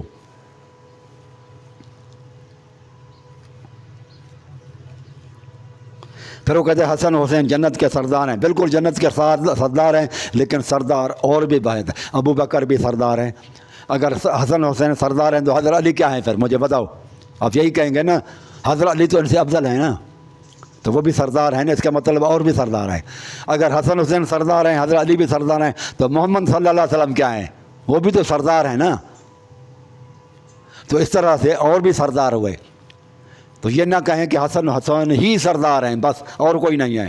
تو ابو بکر عمر بھی سردار ہیں. اسی طرح سے جس طرح سے حضرت علی کی تعریفیں، اس طرح سے رسول اللہ صلی اللہ علیہ وسلم ان کی بھی تعریف کی ہوئی ہے، وہ بھی سردار ہیں. پھر تو معلومات بہت سارے دروازے ہیں. اور ویسے بھی کسی ایک شہر کو، لاہور کو اگر صرف ایک دروازہ ہو، بہت سارے کتنے دروازے ہیں لاہور کو، ایک دروازہ ہو، لوگ جو ہے نا دور سے کتنے مصیبت آ جائے گی، کتنی ٹریفک جام ہو جائے گی. ایک دروازے سے آنا اور ایک دروازے سے نکلنا، یہ آسانی بنا رہے ہیں آپ. قرآن مجید اور اللہ تعالیٰ خطب وما جعل علیکم فی الدین میں حرجن، صورت حج ہے اور آخری رکوع ہے. اللہ تعالیٰ نے دین میں تنگی نہیں کی. آپ لوگ تو تنگی بنا رہے ہو کہ ایک دروازہ بنا رہے ہیں. شہر بہت بڑا اور وسیع اور دروازہ ایک ہو تو یہ تو نقص اور عیب ہے. بہت زیادہ دروازے بناؤ تاکہ ہر ایک تو قرب جوار والے کو آسانی پیدا ہو. ایک دروازہ بنا کے آپ لوگ تو ٹریفک کو جام کریں گے، عذاب بنائیں گے. دروازے کے قریب رہنے والوں کو تو فائدہ ہوگا، اور دروازوں سے دور رہنے والوں کو کئی میل کئی دنوں کا چکر کاٹ کے پھر آنا پڑے گا. ایسی مصیبت بنا رہے ہو. تو دروازے بہت سارے ہیں. یونک چینل کہتا ہے کہ ماں کان وما یکون کا علم نبی کو بھی تھا تو نبی نے اپنی اولاد کو دیا تھا. اللہ نبی اور ایما کا علم برابر ہوا، شرک اور کفر ہوا. میرے بھائی یہ غلط بات ہے. اللہ تعالیٰ کے ساتھ برابر کسی کو نہ کرو. غلام شبیر صاحب کہتا ہے کہ شیعہ نے علی قرآن و حدیث کو مانتے ہیں. کہاں مانتے ہیں؟ نہ قرآن کو مانتے ہیں، میں نے سارے تفاسیر اور آپ کی کتابیں، نہ حدیث کو مانتے ہیں، آپ اپنے کتابوں کو مانتے ہیں. یہ ساری شروع سے کیسٹ میری سنیں اور اس میں آپ کے سارے جوابات ہیں کہ شیعہ نہیں مانتے. نہ قرآن کو مانتے ہیں، قرآن کو مانتے ہیں زبانی، لیکن قرآن کی نہیں مانتے، حدیث کی نہیں مانتے، اور اپنی کتابوں کی بھی نہیں مانتے. ہاں زبانی طور پر مانتے ہیں. تفسیر قرآن کی تفسیر آل محمد نے کی ہے، نہیں، محمد صلی اللہ علیہ وسلم نے ہی تفسیر کیا قرآن کی۔ ان علینا، قرآن کہتا ہے ان علینا جمعہ و قرآن ہو، محمد صلی اللہ علیہ وسلم آپ کے سینے میں قرآن کا جمع کرنا اور قرآن کو پڑھانا یہ ہمارا کام ہے۔ پھر کیا ہے اس کے بعد؟ ثم ان علینا بیانہ، پھر اس قرآن کا بیان کرنا، تفسیر کرنا، یہ بھی ہمارے ذمہ ہے، ہم آپ کو بتائیں گے۔ تو محمد صلی اللہ علیہ وسلم کو اللہ تعالیٰ نے قرآن مجید میں بتایا کہ قرآن کا تفسیر بیان ہم آپ کو بتائیں گے، اور اللہ تعالیٰ نے محمد صلی اللہ علیہ وسلم کو بتایا۔ محمد صلی اللہ علیہ وسلم نے سنت اور حدیث کے صورت میں قرآن کی تفسیر بتا دی۔ اب کوئی چیز رسول اللہ نے نہیں چھوڑی۔ کیا رسول اللہ صلی اللہ علیہ وسلم بغیر تفسیر کے ایسے ہی صرف قرآن ہمیں بتایا، اور تفسیر اماموں نے بتایا، یعنی کہ امام جعفر نے بتایا، تو رسول اللہ صلی اللہ علیہ وسلم پھر قرآن مجید کو تفسیر کیسے کرتے تھے؟ جب تفسیر رسول اللہ صلی اللہ علیہ وسلم نے قرآن کی تفسیر آل محمد نے کی، ٹھیک ہے، آل محمد نے کی، یعنی امام باقر، امام جعفر صادق نے قرآن کی تفسیر کی، تو کیا رسول اللہ کے زمانے سے لے کر لوگ اور اللہ کے رسول اور حضرت علی اور امام حسن حسین انہوں نے کچھ نہیں کیا؟ تو رسول اللہ صلی اللہ علیہ وسلم نے پھر کیا کیا قرآن مجید کا؟ انہوں نے صرف قرآن دیا اور تفسیر کی انہوں نے۔ تو رسول اللہ صلی اللہ علیہ وسلم نے جو دین پھیلایا وہ بغیر تفسیر کے پھیلایا۔ کیسا عقیدہ ہے آپ کا؟ قرآن جنہوں نے دیا تفسیر اور دے رہے ہیں، قرآن ایک پر نازل ہوا اور تفسیر کوئی اور دے رہا ہے، تو جس کے اوپر قرآن نازل ہوا اسی سے ہی تفسیر پوچھے نا، حق اس کا بنتا ہے نا کہ وہ تفسیر بتائے کہ میرے اوپر جو قرآن نازل ہوا ہے اس کی تفسیر یہ ہے۔ وہ بہتر ہے یا قرآن ایک کے اوپر نازل ہو اور تفسیر کوئی دوسرا دے جس کے اوپر قرآن نازل نہیں ہوا؟ تو ان کو کیسے پتہ چلے گا کہ قرآن کی تفسیر یہ ہے؟ ایک طرف کہتے ہو کہ امام اب نبی علیہ الصلوۃ والسلام کے علاوہ رسول اللہ صلی اللہ علیہ وسلم کی باتیں بتاتے تھے، اس کا مطلب کہ وہ رسول اللہ صلی اللہ علیہ وسلم کی تفسیر ہوں گی نا، امام نے بتائی۔ ایک طرف یہ کہتے ہو اگر رسول اللہ صلی اللہ علیہ وسلم کی بتائی ہوئی تفسیر نہیں ہے تو اماموں نے اپنی طرف سے کیوں باتیں کی؟ وہ تو وہی نہیں ہے، اللہ تعالیٰ نے بھی نہیں بتائی، رسول نے بھی ان کو نہیں بتائی، تو ان کو کیسے پتہ چلا کہ یہ تفسیر یہ ہے؟ اور اللہ تعالیٰ تو سورۃ اعراف کے اندر آیت نمبر 3 میں کہتا ہے کہ جو اوپر سے آسمان سے دین نازل نہیں ہوا، جو محمد صلی اللہ علیہ وسلم کے اوپر دین نازل نہیں ہوا ہے وہ نہ مانو، اس کا انکار کرو۔ تو ایسے قرآن تو ہم اس کی تفسیر کا انکار کریں گے جو رسول نے نہیں دیا، کیونکہ قرآن یہی کہتا ہے۔ تمہارے نزدیک تو یہ ہے کہ دین مکمل آئمہ نے کیا، نبی علیہ السلام نے ادھورا دین چھڑا، قرآن دیا اور تفسیر نہیں دی، یعنی آدھا دین دیا، آدھا نبی نے دین مکمل نہیں کیا۔ تو دین کو مکمل کس نے کیا؟ رسول اللہ صلی اللہ علیہ وسلم کے بعد امام جعفر صادق نے کیا۔ عجیب معاملہ ہے، ہم یہ عقیدہ نہیں رکھتے بھائی، غلط ہے۔ پھر کہتا ہے کہ محمد صلی اللہ علیہ وسلم کے ہم پیرو ہیں، محمد صلی اللہ علیہ وسلم کے پیرو کے ذریعے جب آپ رسول اللہ صلی اللہ علیہ وسلم تفسیر ہی نہیں دیا، تفسیر آل محمد دے رہے ہیں، تو رسول اللہ صلی اللہ علیہ وسلم نے پورا دین نہیں دیا نا۔ آپ لوگوں نے تو رسول اللہ صلی اللہ علیہ وسلم کے کیا ہے کہ آپ کے کتابوں کے اندر یہ 4 اصول کی کتابیں ہیں، 50 کے قریب رسول اللہ صلی اللہ علیہ وسلم کی حدیثیں نہیں ہیں، 50 کے قریب رسول اللہ صلی اللہ علیہ وسلم کی حدیثیں نہیں ہیں، سارے اقوال ائمہ کے اقوال ہیں۔ تو آپ کیسے کہتے ہیں کہ رسول اللہ صلی اللہ علیہ وسلم کی حدیث کو مانتے ہیں؟ رسول کی حدیث 50 کے قریب نہیں ہوگی، 4 کتابیں آپ کے، اصول کافی، ملا جعفر الفقی، استبصار، تہذیب الاحکام، 50 کے قریب حدیثیں نہیں ہوں گی۔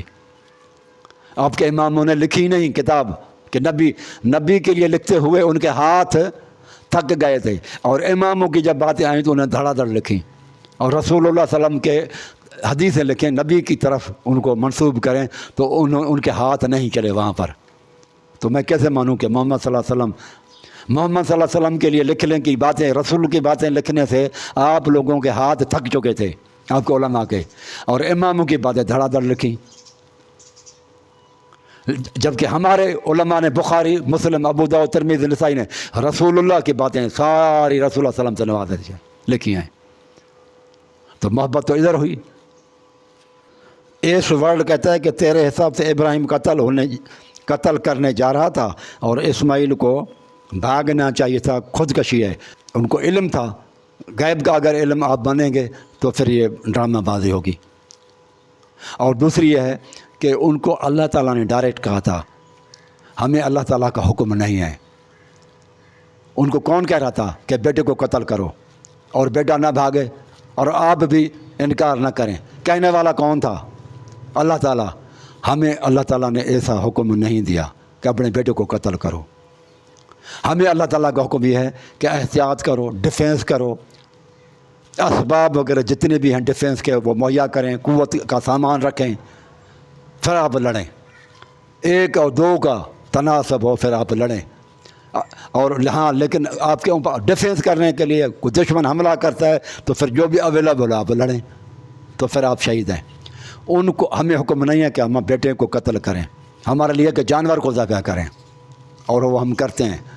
ابراہیم علیہ السلام کو تھا کہ آپ بیٹے کو ذبح کریں، پیارے میں پیاری چیز کو، اور بیٹے کو انہوں نے پھر پوچھا کہ اللہ کا حکم یہی ہے، میں نے خواب دیکھا ہے۔ تو وہ بیٹا سمجھ رہا تھا کہ اللہ کا حکم ہے، تو انہوں نے اللہ تعالیٰ کا حکم جب آ جائے گا، ہمیں بھی اللہ تعالیٰ کہے کہ فلاں جگہ پر جاؤ اور اپنے آپ کو جو ہے نا وہ جان دے دو، تو ہمیں جانا پڑے گا۔ لیکن اللہ ہم سے کلام نہیں کرتا، اللہ تعالیٰ وحی کے ساتھ کلام کرتا ہے پیغمبروں کے ساتھ۔ لہذا جو ہے نا ان کو جو ہے نا وہ ڈرامہ اس لیے نہیں ہوا کہ قتل ہونے کے لیے جا رہے اور احتیاط کرتے، اس لیے کہ اللہ تعالیٰ نے ان کو ڈائریکٹ کہا تھا، اور نبی کا خواب وہی ہوتا ہے، سچا ہوتا ہے، جھوٹا نہیں ہوتا۔ اور بتانے والے ابراہیم علیہ السلام تھے۔ ہمارے خواب جھوٹے ہیں، گارنٹی اس میں نہیں ہوتی۔ بشیر بھی کہتا ہے کہ نبی اور اہل بیت اللہ تعالیٰ کے نور سے پیدا ہوئے ہیں۔ یہ صورت قل هو اللہ کا انکار ہے، لم یلد ولم یولد۔ اللہ تعالیٰ نہ کسی سے پیدا ہوا ہے، نہ اللہ تعالیٰ سے کوئی پیدا ہوا ہے۔ اگر اللہ تعالیٰ کے نور سے پیدا ہوئے ہیں اہل بیت، تو پھر وہ اللہ تعالیٰ کا جز ہوئے، اللہ تعالیٰ کا حصہ ہوئے۔ کسی بھی چیز سے کوئی چیز لی جائے، مٹی ہو، چاول ہو، گندم ہو، کسی بھی کوئی زیادہ مقدار میں چیز پڑی ہو، اسے کوئی آپ لے لیں مٹھی بھر، تو وہ اس کی کوالٹیز اور اس کی کوالٹی کوئی وہی اس کا جز ہوگا۔ جو جز کی کوالٹی صفات ہوں گی وہی کل کی ہوں گی۔ اگر آپ کہتے ہیں کہ اہل بیت رسول اللہ یہ سارے اللہ تبارک تعالیٰ سے پیدا ہوئے ہیں، اللہ تعالیٰ کا جز ہیں، تو جو کوالٹیز ان میں ہوں گی اللہ تعالیٰ میں بھی وہی ہوں گی صفات، تو وہ اللہ تعالیٰ بڑا الہ ہوگا، یہ چھوٹے الہ ہوں گے، اور یہ کفر ہوگا۔ یہ الہ ماننا پڑے گا ان کو کہ یہ بھی الہ ہیں۔ لہذا یہ، اور اللہ تعالیٰ فرماتا ہے میرے سے کوئی پیدا نہیں ہوا۔ یہ غلط باتیں ہیں اور یہ قرآن کے خلاف ہیں، اور صورت قل هو اللہ کے بھی خلاف ہے۔ کافی لمبا کافی سوالات ہے، تو یہ ویڈیو بہت لمبی ہو گئی ہے۔